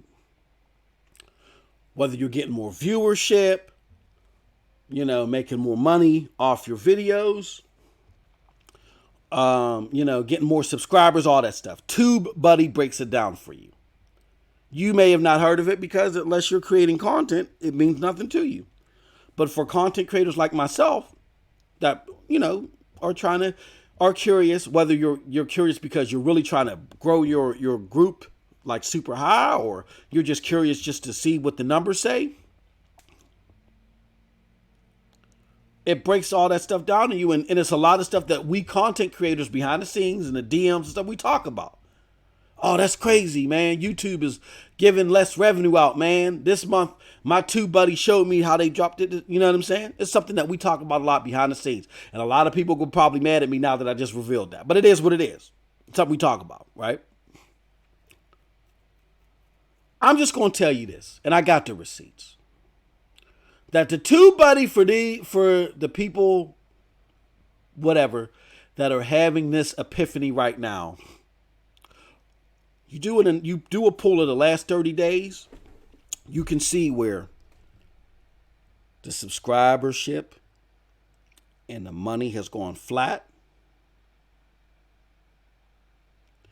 And then now that they're having this epiphany, it's starting to rise, starting to peak. And the wonderful thing about TubeBuddy is I can see it. I can see it. I can see it. So I'm here to tell you that beware false prophets. Beware false prophets. Because they're out here. But otherwise, but beyond the false prophets, all these people now that want to legitimize this false prophecy, when it means nothing now, let's take a stand. It's too late. It's the 12th hour. It's a minute too late and $1 short. The console, the next generation stuff, has already been signed, sealed, and delivered. It's being produced. You now have to wait till wait till E3 really means something now. Because y'all were wood buffing and damage controlling and lying when it really mattered. and throwing up smoke screens for Xbox to do what they want to do, despite a large chunk, if not the majority of their consumer base, saying we're not down with that. But y'all continuing to lie to them, to that large chunk of consumer base, and making it seem like that what's coming down the road most definitely was something that they originally came into Xbox for. Because y'all did that, it's too late.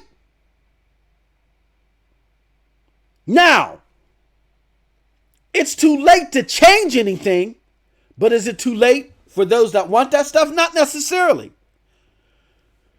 Because we don't know what Microsoft is going to reveal. We know that Microsoft really wants to get into this, just barraging you with a lot of, again, second-tier software. But Microsoft could have come to the realization that, hey, maybe we do need to throw out some more AAA bones. And maybe they're going to shock the hell out of us at E3. Here's the problem, though. Whether if they do or if they don't, there is nothing you can do right now at this moment to change any of that. Everything has been signed, sealed, and delivered. It's too late. And these YouTubers and these people that now want to have this fake epiphany along with them know this.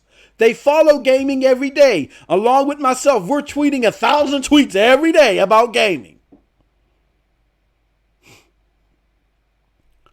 They know how it works. Nothing you say or you can do is going to change their direction right now. The only thing that's going to change Microsoft's direction going into next generation is when the product finally comes out. So between now and when the product finally comes out, there's nothing you can do. The market is going to dictate that. Now, if we go back to the beginning of this generation where at the 12th hour or at the 11th hour, Microsoft pulled back its DRM move, that was a market move. They were under the belief that their competitor was doing the same thing. The competitor pulled the wool over their eyes, made them think they were doing the same thing, and at the 11th hour revealed that they weren't. And the market reacted to it. That forced their hand. None of your complaining right now is at the level where it's going to change anything on the market because the product isn't out yet. So unless something happens at the company level, at a competitor's level, the only thing that's going to change Microsoft's mind right now until the product comes out is what happens at the competitor level because they've already signed their deals. They already got to roll with this. We are not at the competitor level, so we cannot have an impact until the product comes out. For instance, when the product came out at the beginning of this gen and Sony was starting to become the heavy favorite more than a lot of people expected, they got rid of the camera. It wasn't selling as well as they anticipated. That's when we were able to have an impact. But that whole getting rid of the DRM thing, that wasn't because of the verbal backlash. That was because the market reacted to the competitor doing something that they felt was going to be more lucrative for them. That forced Microsoft's hand at the 11th hour. We're now in the 11th hour. There is nothing we can do at the consumer level that is going to change anything Microsoft is going to do. Our time to do that at the latest was 2017, early 2018, when all this stuff was being heavily debated and vetted. When the cartons of milk were starting to come and you were opening them and they were spoiled. But you heard the reaction on those podcasts. Well, they bought the studio, so something's going to happen. Something's going to happen. I've played Sea of Thieves. It's my game of the generation. You knew it wasn't the game of the generation. But Buddy was telling you, if you say it's the game, if you continue to wood buff, the money will come. And because of your wood buffing, you gave a smokescreen to Microsoft to do what they're going to do.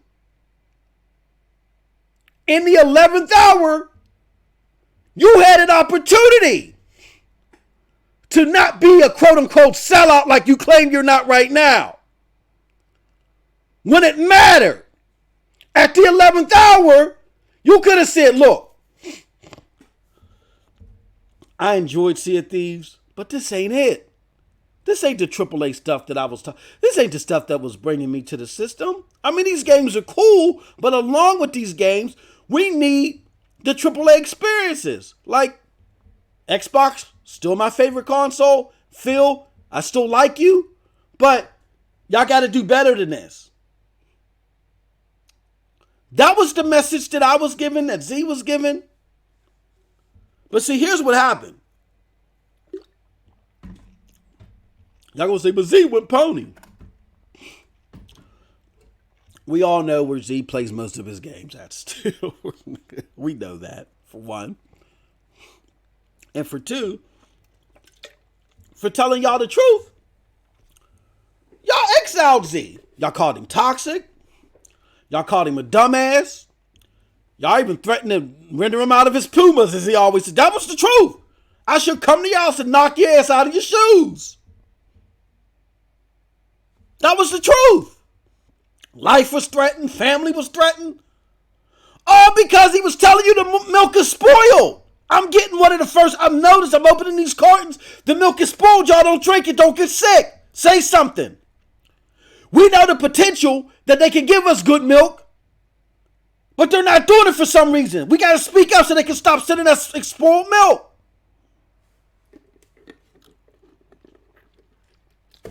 And y'all threatened the man's life. Y'all exiled him from the console, quote unquote, like y'all can even do that. Y'all tried that silly shit before with Randolph Thor. That was silly. Who are y'all? Randolph Thor has 1 million gamer score. Because he said something so not positive about Xbox? Y'all thought y'all was going to exile him? Come on, who are you? Who the hell are y'all? Y'all think y'all really been that traumatized by what's been going on, and y'all have been so embroidered in the smokescreen that Xbox has been thrown up in so many ways that y'all truly think y'all are part of Xbox. I mean, as the company. Y'all really think y'all part of the company? You truly think that Xbox values you in that way? They don't value you. If they valued you, they would give you content.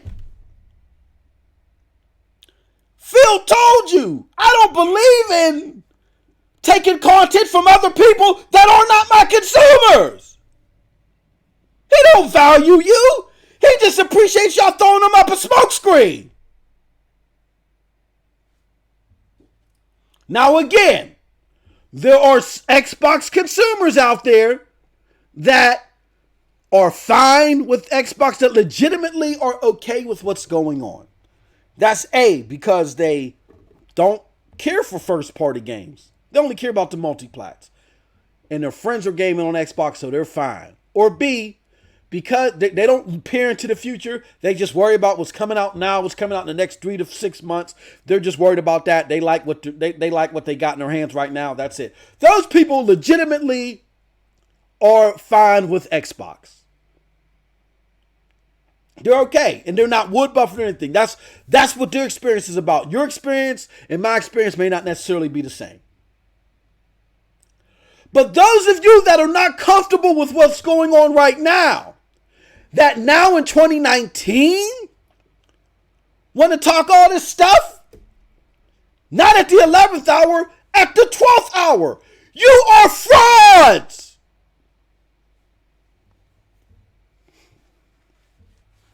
And excuse my French, you're full of shit.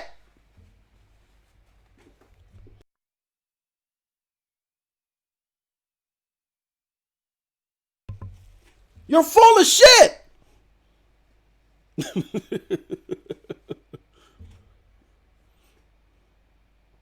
You are.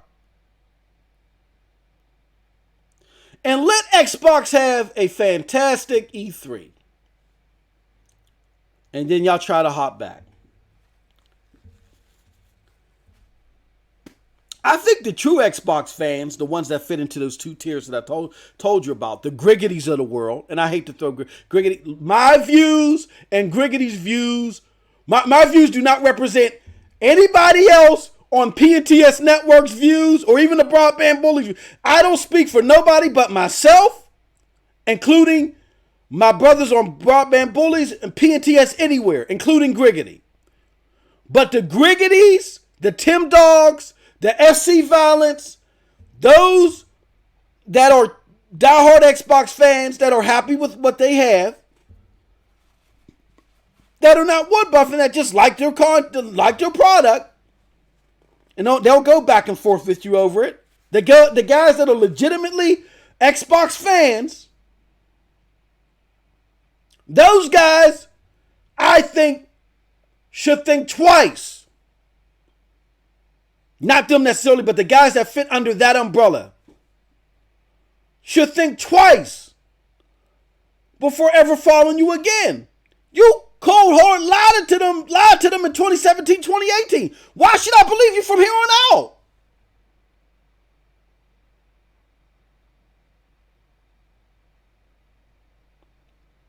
Nethel said in the chat the Xbox SAD is $250. Phil loves us. Phil values us. Y'all really think that Phil values y'all? He's giving you the shittiest performing console that doesn't even come with a disc drive now for $250.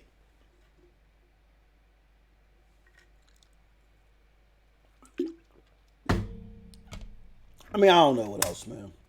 I really don't know. But that's what I'm saying. Now, here's my, you know what I'm saying? Let's just recap. What brought people to the system was great games.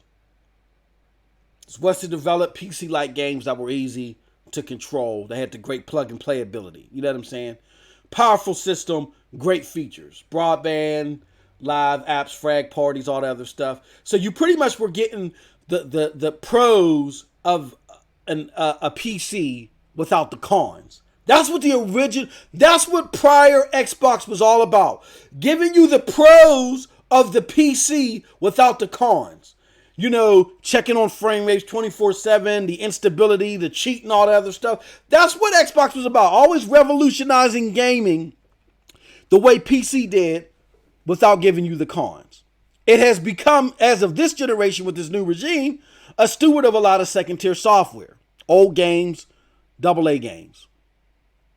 Now, the current state of the Xbox gamer, again, is casuals who don't care about first-party games. They just like multiplats, and they enjoy Xbox. They've chosen Xbox because that's where their friends are at, or the controller, or some of the features, whatever the case may be. Or people that were original adopters, but they're getting older now. You're like, I'm okay with this. You know, it's cool. I understand the people across the street got, you know, maybe more experiences I can delve into, but they're not really for me, you know, and I'm comfortable where I'm at, so I'm fine.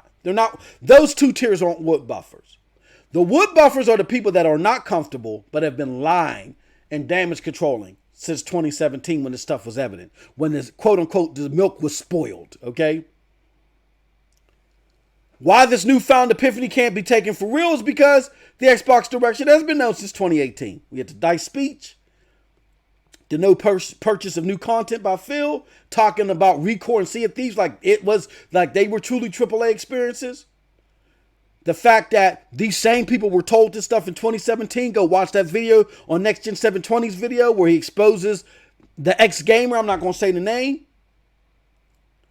that the warning flags were already there since 2017. And then also the reason why this epiphany can't be believed is because y'all were told by this person that they lied. Listen to some of those lies in that video. The Sea of Thieves is my game of the generation, but in a drop of a hat, now all of a sudden it's not a good game. It's gonna, you know what I'm saying? Like, stop. It's the game of the generation? Like, stop. How do you go from it's the game of the generation to yeah, it's not a good game? You know, how do you do that? Unless you're lying. But most importantly of all, regardless if these people were that stupid, if the individual was that dumb and really just realized this all of a sudden, and the people that now feels like they're the leader that they need really believe that we're that dumb, it's too late. This is now the 12th hour. It's over. You're going to get what you're going to get. So watch and wait for E3. But here's why they're not doing that. Here's why they're causing this hysteria right now. Because of two words. TubeBuddy. I've explained what because of analytics. They're watching their analytics. And I can tell you, over the last 30 days since they've been doing this BS, their analytics are shooting up. That's why they're doing it. Secondly, Xbox news is dry. It is dry. Xbox is going into silent mode. They've gone on a hiatus because they're scared of Stadia. They're so scared of what Stadia is doing and the success that they fear that Stadia might have that they're laser focused on combating them, so they're getting all their ducks in a row. Y'all saw that inside Xbox with that presentation of what was going on with Forza. It was disastrous. Now y'all may say, well, the Stadia reveal showed a lot of lag. Yeah, it may have. We don't know why. But I can tell you, Stadia has already put their experience in people's hands, and it has been a phenomenal experience, even though it's streaming. So they've already proven themselves to a lot of people. So even though the Stadia reveal may have showed some things, the people that actually got Stadia in their hands are like, that was a hiccup. I got it in my hands. I saw it for myself, me included. Now, with all that being said,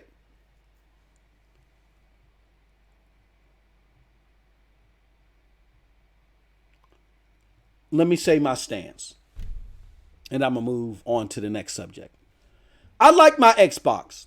It's still my preferred console. Again, for those same reasons. I'm not really a first party guy.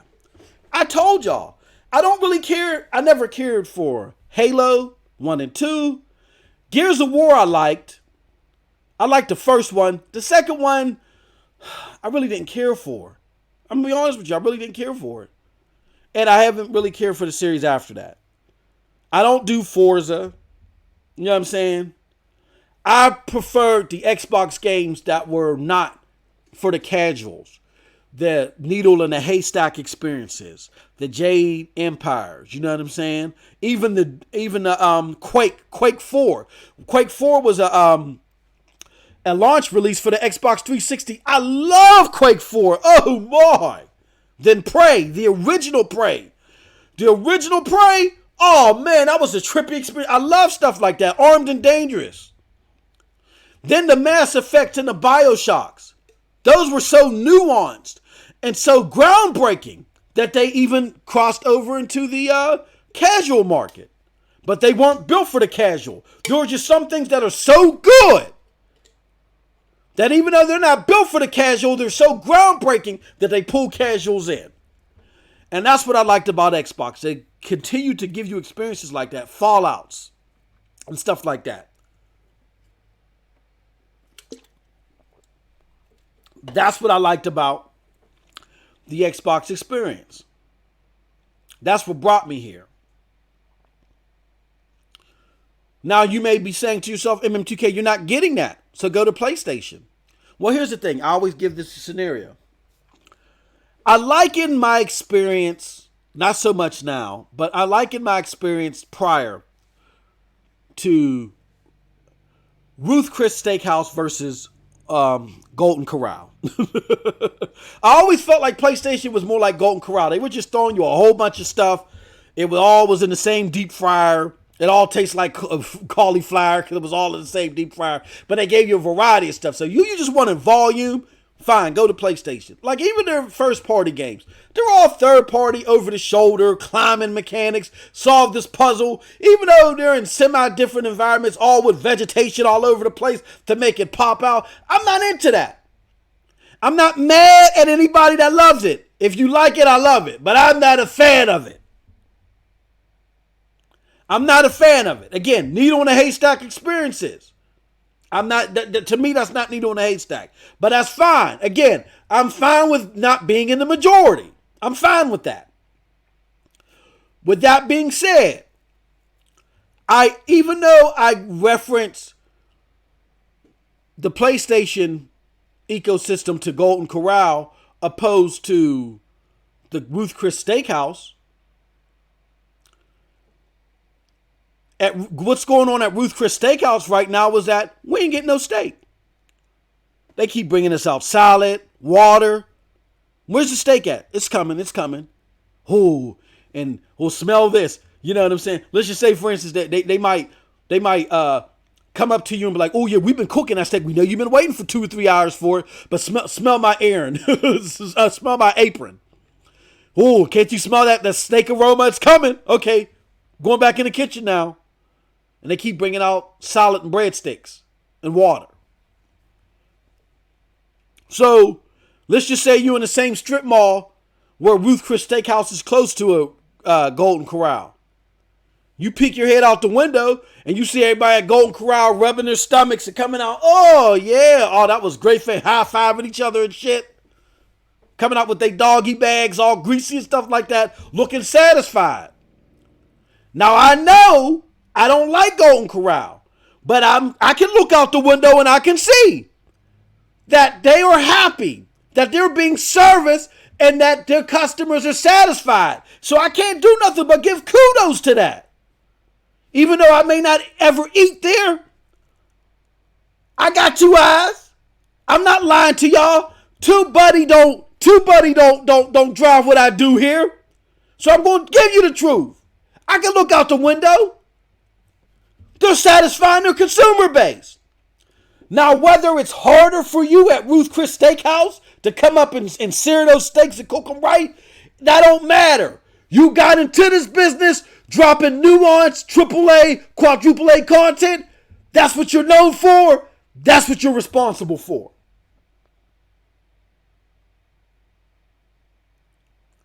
I get it if you cut back a little bit to help expand and grow. I understand if you run into a snag. But right now, it seems like you've completely abandoned that strategy. So that's why I'm disgruntled.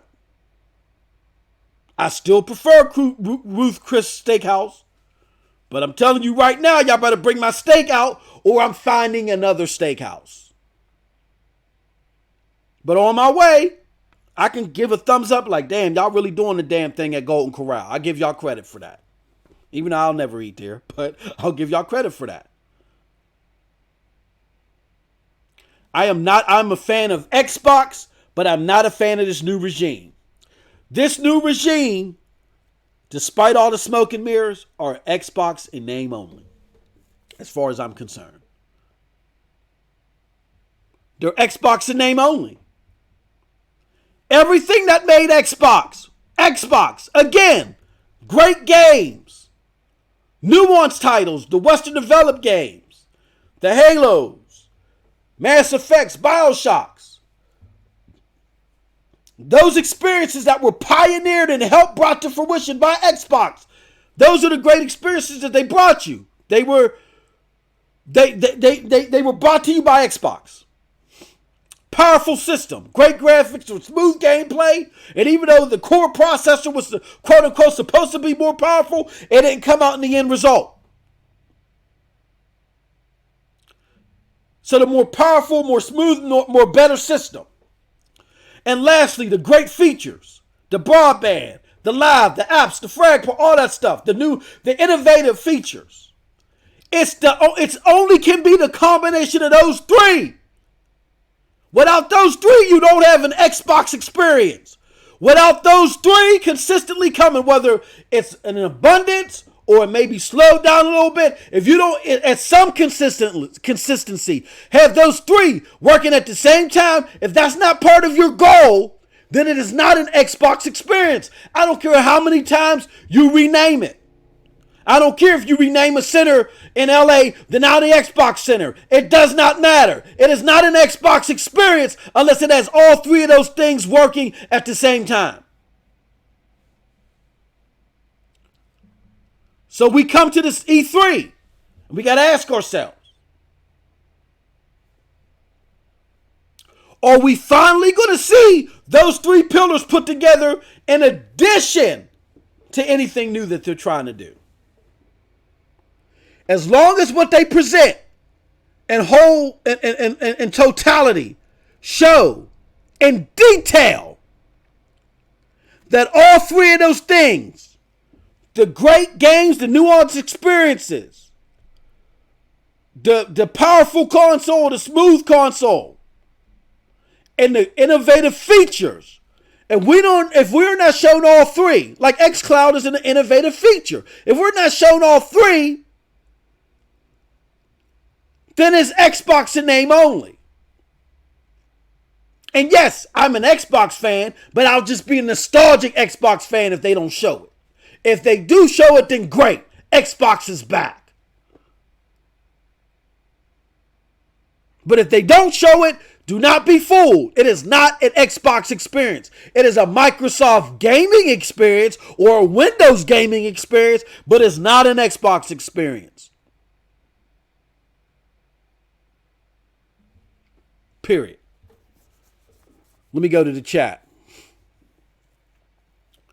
Z Black Rider said, I gave away the PlayStation 4 and went Xbox 3 years ago. I've got lots of games to play. And that's fine. That's cool.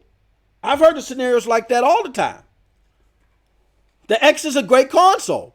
If the majority of the time you're playing multiplats, and you're not worried about those other games that might be in on the PlayStation, because the majority of the games that are being played are multiplats, then that makes perfect sense.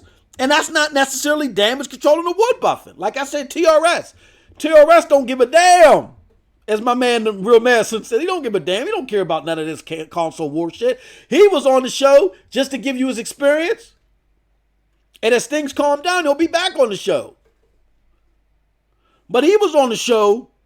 And when I say calm down, TRS got a full slate. He's doing some damn things. You know what I'm saying? But once the things are done, he'll be back.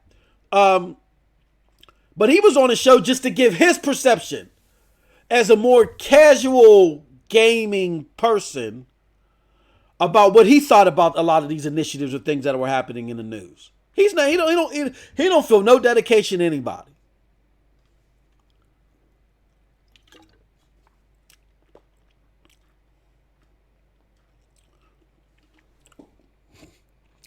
The Almighty said, Sham, I'm going to. Sean, I'm going to. Adios, most. All right, peace out. Paul G says, Xbox is McDonald's. To a lot of people it is, bruh. To a lot of people it is. But what's good or what's trash, what's the goat or what's garbage, that's all, subjective, right? That's why I said, I'm not, my views on gaming, I understand, are in the minority. A lot of your views, too, are in the minority because casuals make the market now, right? But even if you slash out the casuals, my views within the more hardcore gaming community are still in the minority, and that's fine. I mean, there's a large group of us that think the way that I do, but we may still be in the minority, and that's fine. I don't care. Y'all get what y'all want as long as I get what I want. You know what I'm saying? As long as I get it at some decent frequency, you know what I'm saying? I'm happy. They can saturate the market with y'all shit. As long as I can get what I want at some capacity, I'm fine. And Xbox was given the stuff that I wanted. And now they're not. So I'm not getting it. So now I'm mad. So now I'm disgruntled. So that's that. All right. Moving on along. Let's talk Control. New game by Remedy that is coming soon. I can't remember the release date. It is coming soon. But the thing about Control is, it's now getting all this hate. It's getting this hate because, well, people are stating they're giving it hate because they've announced all these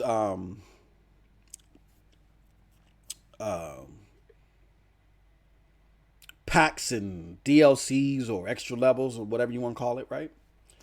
They've announced all this stuff and they're charging additional money for it partially.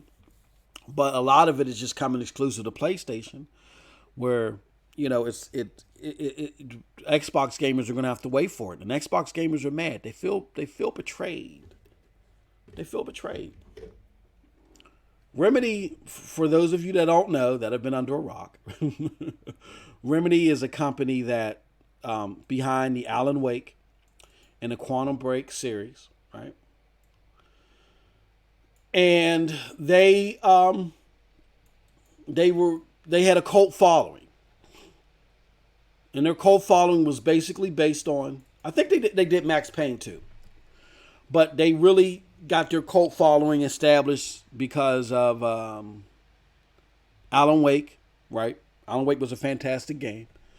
Again, very nuanced, needle in a haystack type of stuff that I'm into. I loved Alan Wake, man. Alan Wake was so innovative.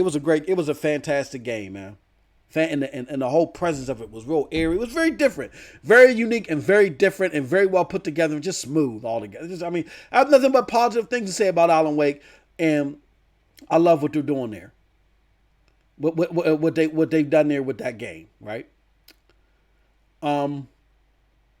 With that said, they come out with Quantum Break. Now, I particularly like Quantum Break. I thought Quantum Break was a good game. Did I think it was a stellar game? No. I thought it was a good game. I thought it was a good game because the gameplay was good. I thought the gameplay was good and engaging. The story elements and all other, not really, but I thought the gameplay was good, right? So to me, 7.5 to an 8. No, I give it an 8. I give Quantum Break an 8. You know what I'm saying? Now, I'm not a lot of ways through it. I'm like halfway through it, but I give Quantum Break an 8, right? So far through my experience. And it's because of the gameplay, the firefights. I'm a firefight player. I love that, and a lot of us that do. Now, but with that said, Quantum Break was a big flop. I don't care what the damage control has been about Quantum Break and how, there were articles that people said, yeah, Quantum Break likely sold 5 million. It's a flop. There was a lot of money that went into that game. And because there was a lot of money that went into it, and it, that's when Xbox really stopped giving out numbers, right? So because of that, Microsoft kind of abandoned Remedy because it flopped. And as people asked about a Remedy, as people asked for a Quantum Break 2, because they were like, Quantum Break didn't get a fair shake. Where's Quantum Break 2? As people asked for that, Microsoft was mum. They were like, nope, not happening. They're like, nope, not going to happen. And it's even caused this to happen. I'm going to read y'all a tweet. Hold on, let me do something here. I'm going to zoom in a little bit.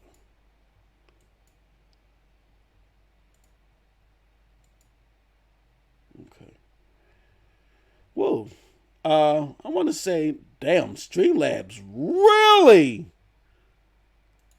they really are screwing up all over the place. They really messed up. I'm trying to get things in order for those that are watching the audio. I mean, watching the audio. Those that are watching the stream on YouTube, I'm just trying to get things in order so you can see this following tweet. But now I'm going to transition to it. Okay. So if you see that tweet,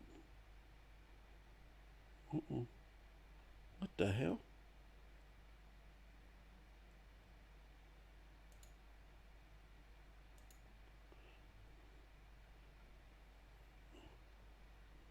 What the hell is going on?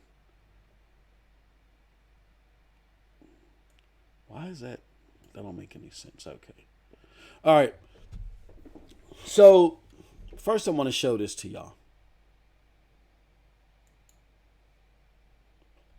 This is from Favorite person named Colbrill on I think he's in Reset Era. He or she are in Reset Era. You know, they're very known for giving, like, you know, I think a lot of credible information as far as leaks and stuff like that. They're a big time Xbox person. So Colbrill says in response to, Colbrill has pictures of the Control game and the features and stuff like that. So look at what's available for purchase and that the hash marks next to all the things available for purchase for Control under PlayStation 4 and then for Xbox One. We'll go back. PlayStation 4 and Xbox One. It's sad. It's looking spooky out here, right? So, in response to that, Colbrill says, that's one efficient way to say F you to the fans that supported you all these years. At Remedy Games, Epic Store exclusivity, and now this. I honestly just feel sad for the actual devs investing artwork into this project, only to get overshadowed by wacky business decisions. Now, Colbrill, again, Xbox fan, usually just is providing content. I mean, providing information. He really went ham on that one. Really went ham on that one. Okay, now what the hell? I lost the tweet. Okay. Here's what I had to say in response, though. I said, Colbrill's cool peoples. However, as Xbox fans, we have to ask ourselves, did Remedy say F you by merely signing an exclusive deal? Or is Xbox leadership saying F you by no longer fighting to give you the same added value? Frustration is warranted, just not focused at the right target. Like, think about that. You're mad, and I'm not focusing on Colbrill. I'm talking about the Xbox community, because there's a lot of people that responded to what he had to say. Like, yeah, you're right. We're not going to take it. You're mad at Xbox. I mean, you're mad at Remedy again after they got abandoned by Xbox, right? For Quantum Break. Their future, normally when you get abandoned by, you're being supported by bigwig publications like an Xbox or an EA, your studio is in shambles. You got to keep the lights on. Development is not an easy deal. So in order to keep their lights on, they sign up with, I think the group is 405 Studios, right? And they got to go multi-plat. Because they're probably like, hello, knocking on the window, hello, Microsoft, what we going to do next? Microsoft ain't responded. Like, we're moving on. Even after they did what, all this TV stuff and all this shit that they did for Quantum Break, that was Microsoft telling them to do this, right? And again, that was under the Donnie D era. Donnie D, one of his problems was his eyes were bigger than his stomach, okay? He dwelled into areas and wanted to do things grander than the Xbox family or the Xbox budget or the Xbox tool sets could digest. You know what I'm saying? So because of that, they came to Remedy with this TV shit and it fell flat on his face. Remedy, after the Alan Wake, they make the cult games that can do, you know, pretty well, that have an impact, that have a great story, but their focus is gameplay. So trying to make your focus all this auxiliary stuff like this TV thing and all this, and, you know, and trying to make that lucrative, you brought a knife to a gunfight. That's not their foray. If you wanted something triple A or quadruple A, and you should have went to a quadruple A studio to make that. As much as Remedy makes quality product, this was out of their realm, right? So the first time it fell a little flat, but you could have done what Sony did and gave it a second chance. Now that they have the experience under their belt, they could have did Quantum Break 2. It looks like Control just looks like Quantum Break 2. That they took all of their stuff from Quantum Break, their experiences, and it's likely going to be a better game. It's going to be a better game than Quantum Break. And I like Quantum Break. It's going to be a better game than Quantum Break. It's kind of like the whole Sunset Overdrive Spider-Man thing. How can y'all be sitting there loving Quantum Break, begging for Quantum Break 2, but now all of a sudden because Control got exclusive, it's not even exclusive to PlayStation, but they have exclusive PlayStation content. That now all of a sudden we went back to Quantum Break 2. Quantum Break. And Quantum Break really wasn't a good game. Man, hey yo! It's y'all jokers that really make me reconsider if I even want to admit that I'm part of this community. The Xbox community is full of frauds. Now I get some people may legitimately not like the whole Epic Store thing. I'm not an Epic Store fan or like the fact that they're making you pay extra for extra level. I get that. I'm not talking about those people. I'm talking about you jackasses that again expose yourself like all of y'all that had this epiphany all of a sudden. Yeah. Thank you for being the leader that we've always needed. You dumbasses that just 3 months ago were asking for Quantum Break 2. But now this exclusive content is coming out. And now all of a sudden, Quantum Break 1 wasn't a good game? Didn't the Xbox One X just come out in 2017? Late 2017, really 2018, because it came out in November 2017. So really, the Xbox One X came out a little bit over a year ago. And when they enhanced Quantum Break, and we was playing it, me, for the first time, we were like, oh, this is fantastic. Ooh! Quantum Break was such a great game. Now all of a sudden, a year later, it didn't age well. Like, come on, man, stop. This is bogus. So again, y'all are frauding, yes. And I have another tweet here that I want to show y'all. If I can find it.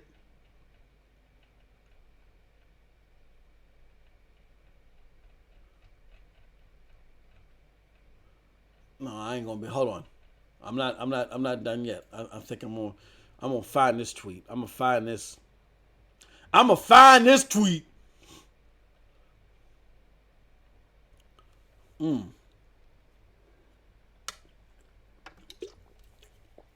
Oh man, this is crazy out here, bruh. Okay, here we go. Here we go. So I took Cobrill's tweet and I just said, let me respond out to Phil. Again, I did this as a statement, as an open letter to social media because, again, it's the 12th hour. They're not going to do anything. I just want this to be out there, though, as a reminder. For if Microsoft fails to deliver the experience that we're looking for per their E3, if once this E3 is going to tell everything, it's going to tell everything. And after that E3, when the smoke settles, if it's abundantly clear that Microsoft is abandoning all the pillars of what made Xbox, and they're only Xbox in name only, I want this to be out there. I want this to be out there. I want this engraved in the gaming, scrolls for all y'all to look at. So here's what I said. I said, sometimes as a leader, and this is my tweet to Phil. I said, sometimes as a leader, you have to be cognizant of when your personal vision too negatively impacts the needs of your consumers. As indicated below, exclusive content matters. See attached. Frustration is mounting. Please reconsider. Thanks for your time.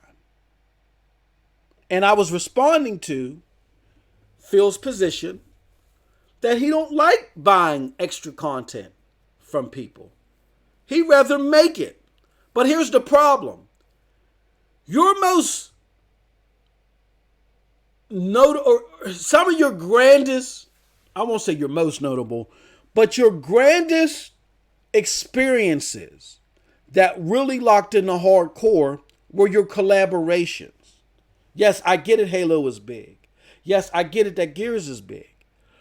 But as you can see right now, Halo and Gears ain't doing it for you. The thing that made Xbox, the most important pillar, even though you need all three, but the most important pillar for Xbox was their collaboration with other people. We don't have the talent or we don't have the foresight to create X game, but we recognize you do. Because you're a third-party developer, you just make more games. Now, you may have this grandiose experience that you may have trouble funding yourself. But if you make it exclusive to our platform, we're going to help you fund it, we're going to help you publish it, and we're going to create an experience that is like nothing else before. That's what Xbox used to say. Now Xbox said, you know what? We kind of got screwed in those deals. We didn't make the money. Instead of just reevaluating how they make those partnerships, they said, we kind of got screwed in those deals. It didn't work out for us. We're not going to blame ourselves for how we crafted those deals. We're just going to bring in our own studios. Now, the problem with that is that wouldn't be such a bad idea if Microsoft yourself, you knew what created these grandiose experiences. But you don't. So I get it. You brought in people that can develop good games. I have faith in Obsidian. I like NXL. Playground might knock it out the park with this game that they're going to produce. And I'm not focusing on Coalition of 343 because I'm talking about new experiences. We're talking purely new experiences. So I haven't, but all the other ones, including the initiative, because the initiative now is going to be small. We're talking grandiose experiences. That's the problem. That's what's lacking. That's the strongest pillar in the Xbox brand. You're abandoning those grandiose experiences.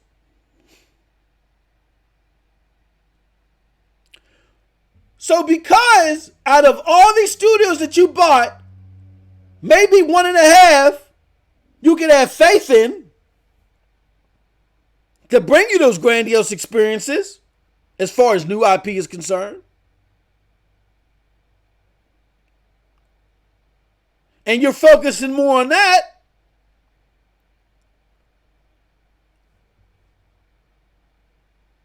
You need to still have these collaborations in order to stay true to the brand.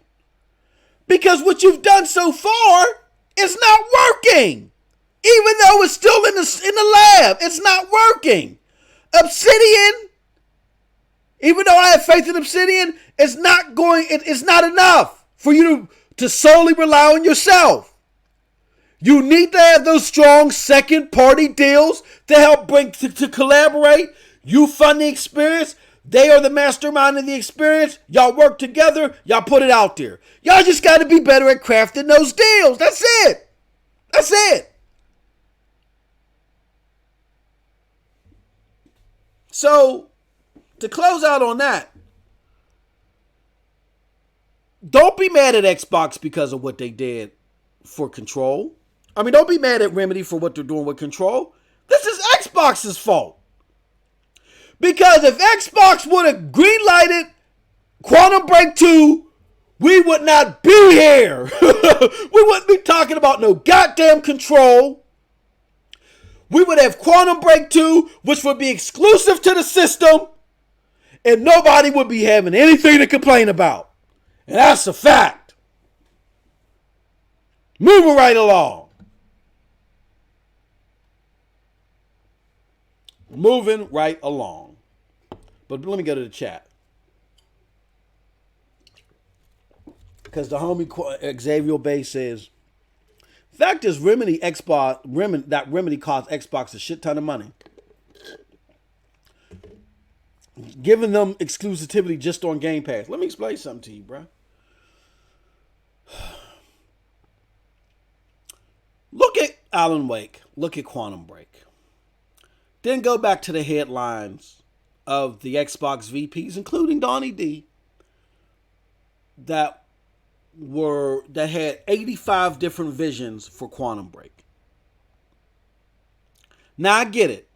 Remedy likes to take time with their games, and that's fine. God of War took 7 years to make, and look how it panned out for Sony. Remedy likes to take time with their games, and they created a fantastic game in Alan Wake.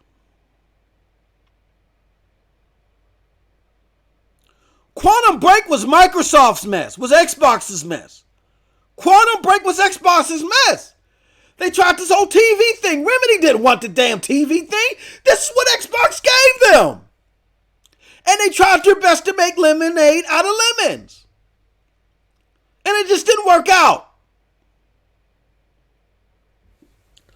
Now Control is going to be more focused on the gameplay, which Remedy is all about, and we'll see.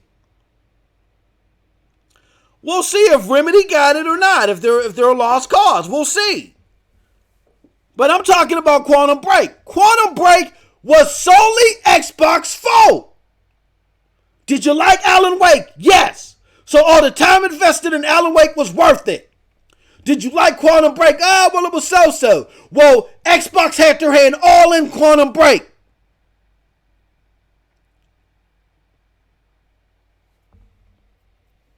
We'll see with Control.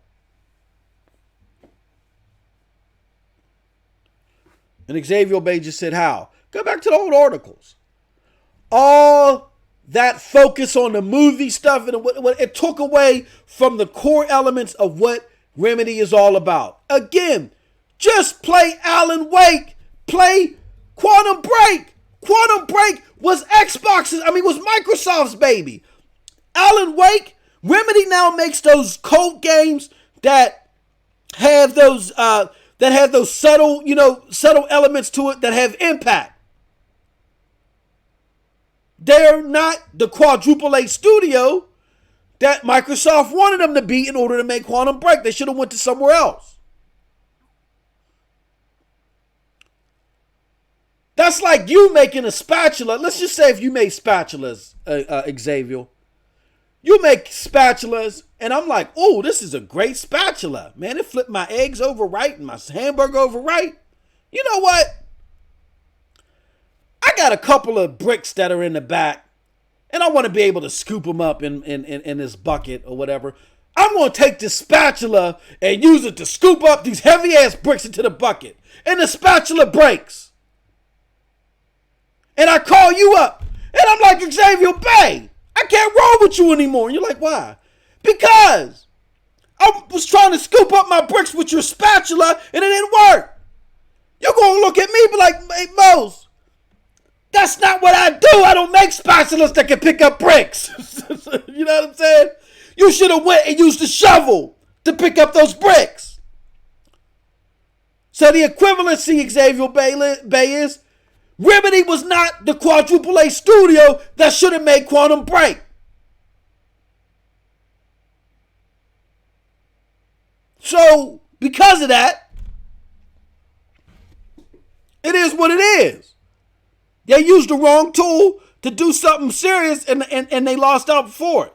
Now, in response, Jay Farrell said Xbox been effing up all the relationships with these studios by forcing them to put stuff in their game they didn't want, i.e. Platinum Game.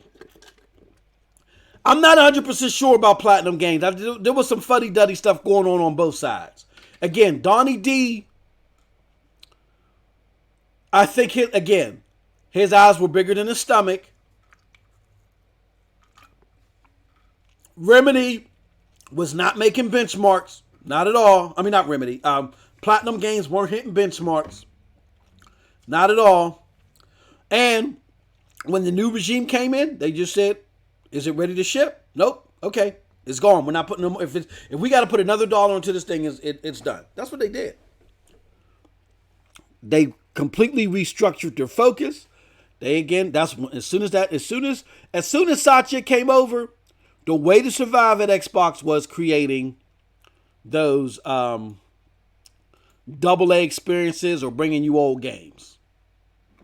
But it was some fuddy-duddy stuff going on both sides. It was a combination of mismanagement, and again, Donnie D's eyes being bigger than his stomach, and then some fuddy-duddy stuff going on at Platinum. You know what I'm saying? Like when you can't even get a demo to work. Like we heard about the catastrophe that was Anthem, right? But you can often hide the catastrophe of what is your core game when you create your E3 demo, because you're just taking out a slice and you code it. I mean, it may be a lot of grinding and a lot of hard work and stuff like that, but normally to mask the inconsistencies of what's going on with your game, you can come up with a good demo. Platinum Games couldn't even come up with a good demo for Scalebound. They couldn't even come up with a good, for Scalebound. So that tells me that there was problems with the development altogether.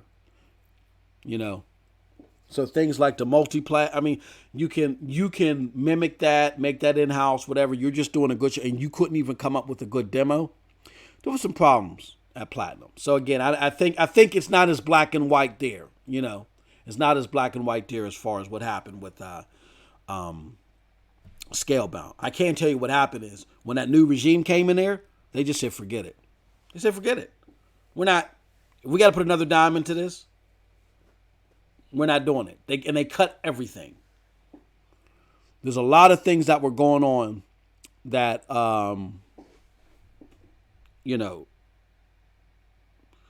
there's a lot of titles that I hear from credible sources. There's a lot of titles that really would have made that Donnie D. Donnie D was thinking big. Now, I guess sometimes his eyes was bigger than his stomach, and sometimes it may have come out right, and sometimes it may not have. But there were a lot of things that he had commissioned that once he was gone, and Terry and Phil took over along with Satya, that just got axed. He said a lot would make us mad if that ever came to fruition. All right, we're hitting close to the 3-hour mark, so let me hit up to my final topic for today. Borderlands 3. Okay. Borderlands 3. There's for those of you that again live under a rock. Borderlands 3 is a game that is coming out this September. It's a heavily anticipated game. A lot of people have been asking for this game. What's going on? They got excited at teaser trailers last year and a whole bunch of stuff. Now, they're mired in controversy because, A, they're coming on PC, who has a lot of love for Borderlands. I mean, PC gamers, there's a lot. I actually think, well, I don't know. There's a lot of fanboying for Borderlands, but I hear a lot more of the enthusiastic fanboying for Borderlands coming from the PC side more than anything. Now, is the fan base for Borderlands bigger on PC? I don't know that. But it has been heavily accessible to a lot of PC gamers for the simple fact that Borderlands is like dirt cheap on Steam. It was like $5. You know, you can always find it cheap. The series. But they're mired in controversy because Borderlands is coming now exclusively to the Epic Store. And two, Randy Pitchford has had a lot of not so nice things to say to people that are disgruntled over that. Here are my thoughts on that whole Borderlands 3 thing. Problem one is,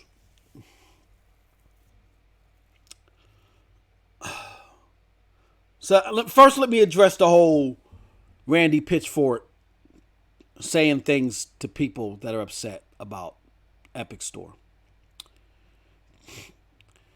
Again, a lot of the people that you're hearing, not all of them, because like my bro, the Real Maslin consistently says, and he's a PC gamer, that he is appreciative of the Epic Store for the competitiveness that he feels that they're bringing to the forefront.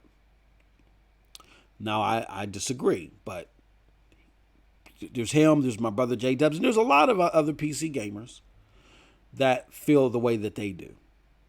That they're happy that Epic Store is here, that all competition is good, and that this is going to make Steam do better, and Steam needs to do better.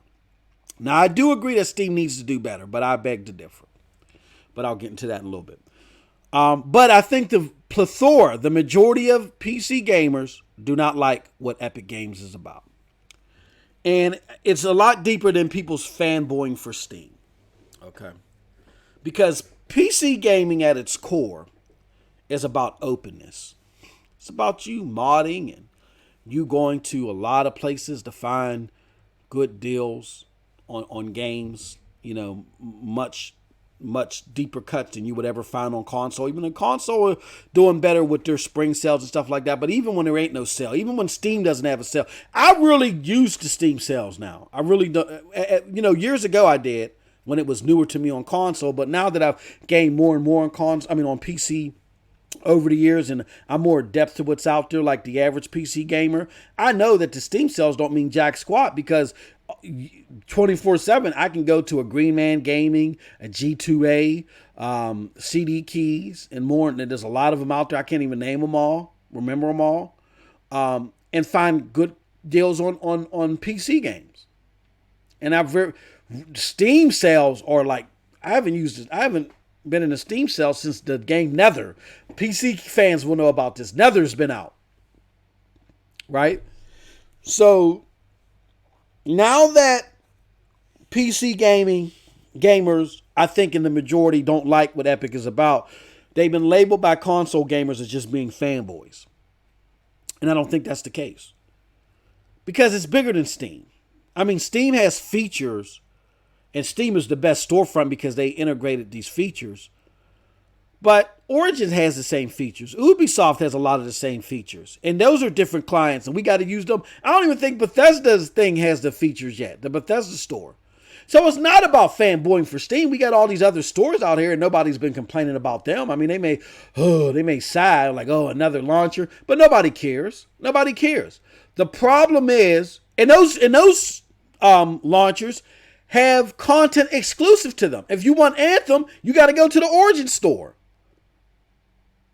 If you want most of the Ubisoft Ubisoft likes to release on Steam. But then if you want, Bethesda games, most of the time you got to go to the Bethesda store. You know what I'm saying? So it's not the launchers per se that are the problem, or that people are competing with Steam, because Origin is competing with Steam. They have more than EA games on their store. They got games that aren't EA games, you know what I'm saying, exclusive to their store.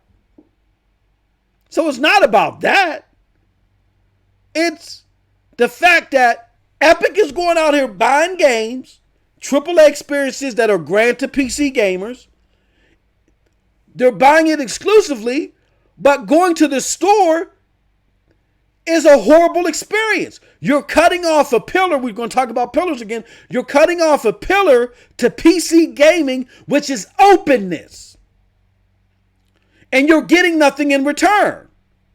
And as I explained in my previous videos, competition inherently isn't always good for the consumer. Class example.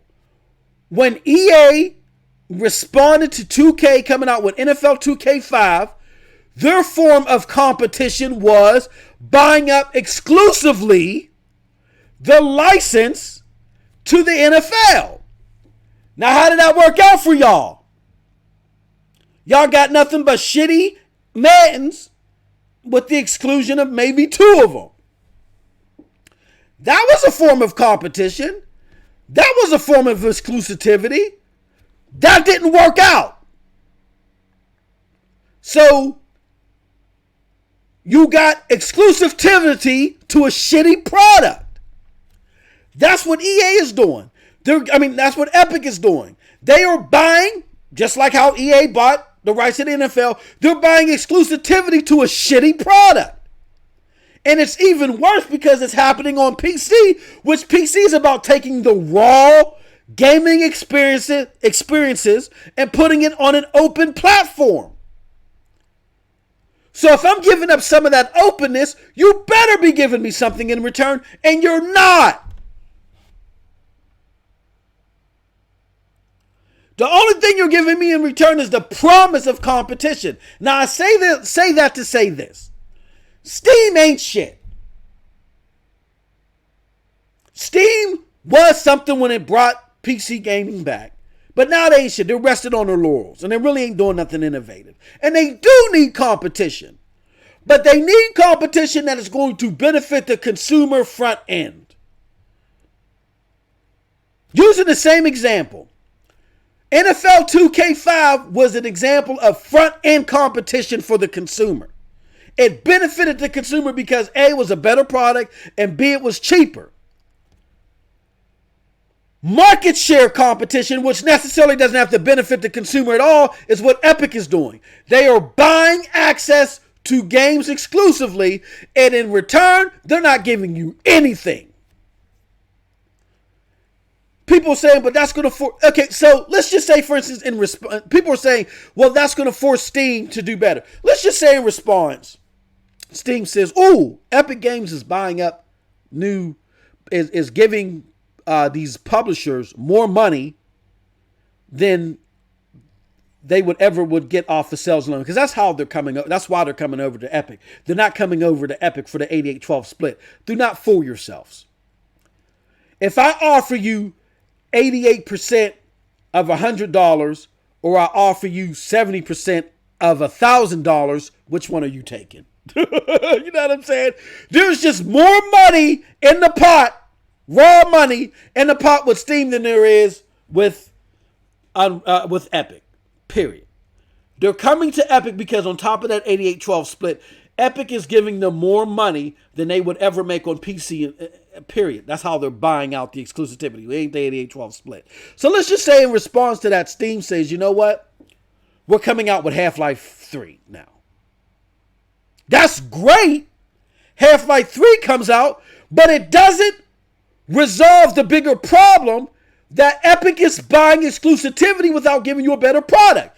Half-Life 3 is great for those Half-Life 3 fans, but what is it doing for the people that are upset that games like Borderlands are coming to Epic? They're still going to keep going to Epic. The only way Steam can combat what Epic is doing is them buying exclusivity too. And trust me, if Steam starts buying exclusivity like Epic is doing, that's going to draw away the money from the features and stuff that we like from Steam. Because there is no way Steam is going to give up that extra money and it's not going to hit us in the long run. Do you see what I'm saying? So people really need to think before they make blanket statements like competition is just great. It depends on what type of competition it is. If it's consumer frontline competition, then great. If it's market share or access competition, not so much. You got to keep an eye on it. So until Epic provides a cross benefit that is greater than the fact that you're losing that openness, then Epic Store is more of a detriment than it is a benefit. And it's going to make things worse because in order to stop When you compete and somebody comes out with a product that is endangering your own, you have to come out with a scheme or something that's going to stop that benefit of them not being on your platform. A Half-Life 3 or whatever cheaper games on Steam is not going to stop people exclusively going to Epic. What's going to stop people going exclusively to Epic is now Steam giving them money too. And we're going to lose out in that equation. So with that being said, what does this have to do with Randy Pitchford in Borderlands 3?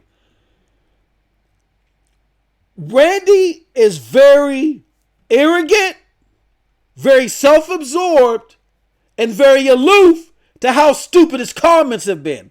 Because he's been telling people that are upset about this to F off.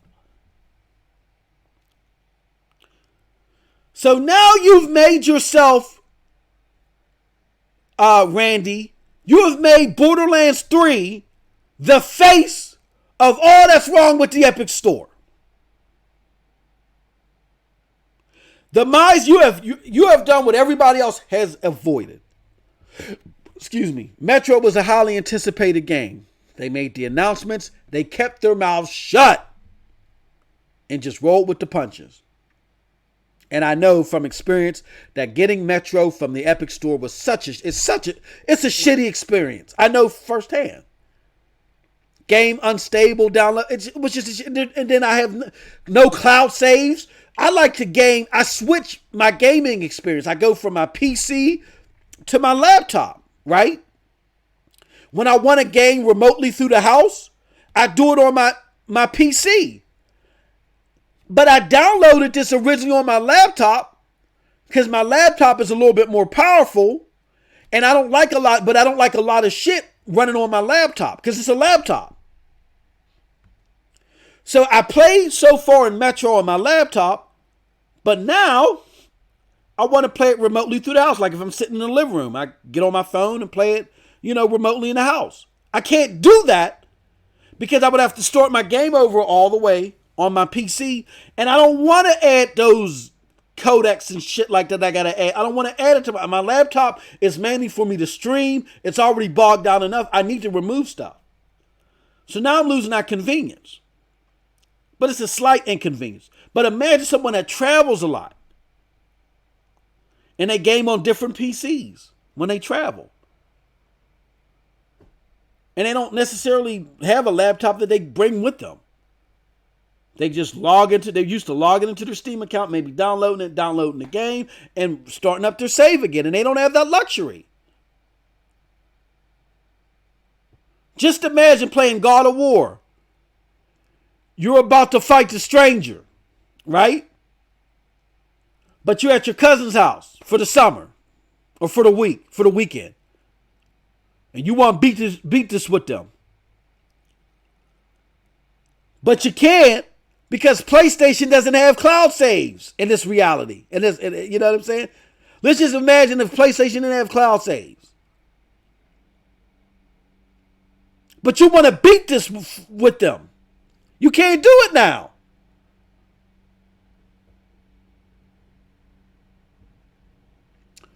So Randy Pitchford's comments are arrogant, they're irresponsible, and they're silly. And now what he's done is he's tied his product to the whole debacle with Epic Store. And they're going in on him. And what I got to say to Randy Pitchford before I close out is, I got to say, Randy, even though I get it, some people love to be in the spotlight, but you're one of those CEOs that constantly sticks his foot in his mouth. You've had issues ever since Borderlands 2, the Aliens game where you guys effed up there. You know what I'm saying? Even Borderlands with the Borderlands pre-sequel, that didn't have the impact that people wanted it to, that you guys wanted it to have. That was considered a dud, right? Your whole deal with Bulletstorm is a dud. Your whole deal with the Compulsions game, We Happy Few, is a dud, right? Duke Nukem, a dud. Now we come here, and the most anticipated game that you're going to have to date, Borderlands 3, y'all muffed that up at PAX game because y'all didn't bring an extra laptop with you. You relied on their equipment. And you guys didn't test out the rigors thoroughly in advance. Y'all got a lot of problems to overcome. And I don't think right now you're the right person to express how you guys are going to improve upon that. So with that being said, I think what you need to do is you need to go and get some PR and shut the hell up. And with that said, I am officially over the 3-hour mark. Holy cow! So, big ups to the chat. Shane786, Jay Farrell, thank you for dropping by, bro. Long time no see. Xavier Bay, Paul G, Z Black Rider, D Almighty, Miko Dawes. He said, why the F would you pay $250 for this? Talking about that new Xbox One said. Facts. Delita Harai, Neethles.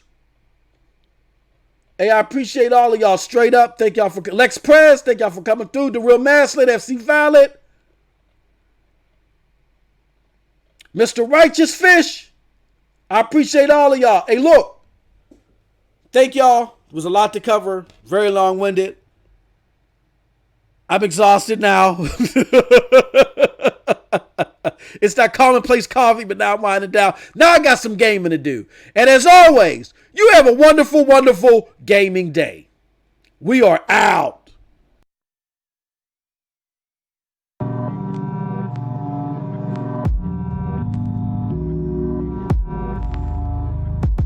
Flying high as a kite.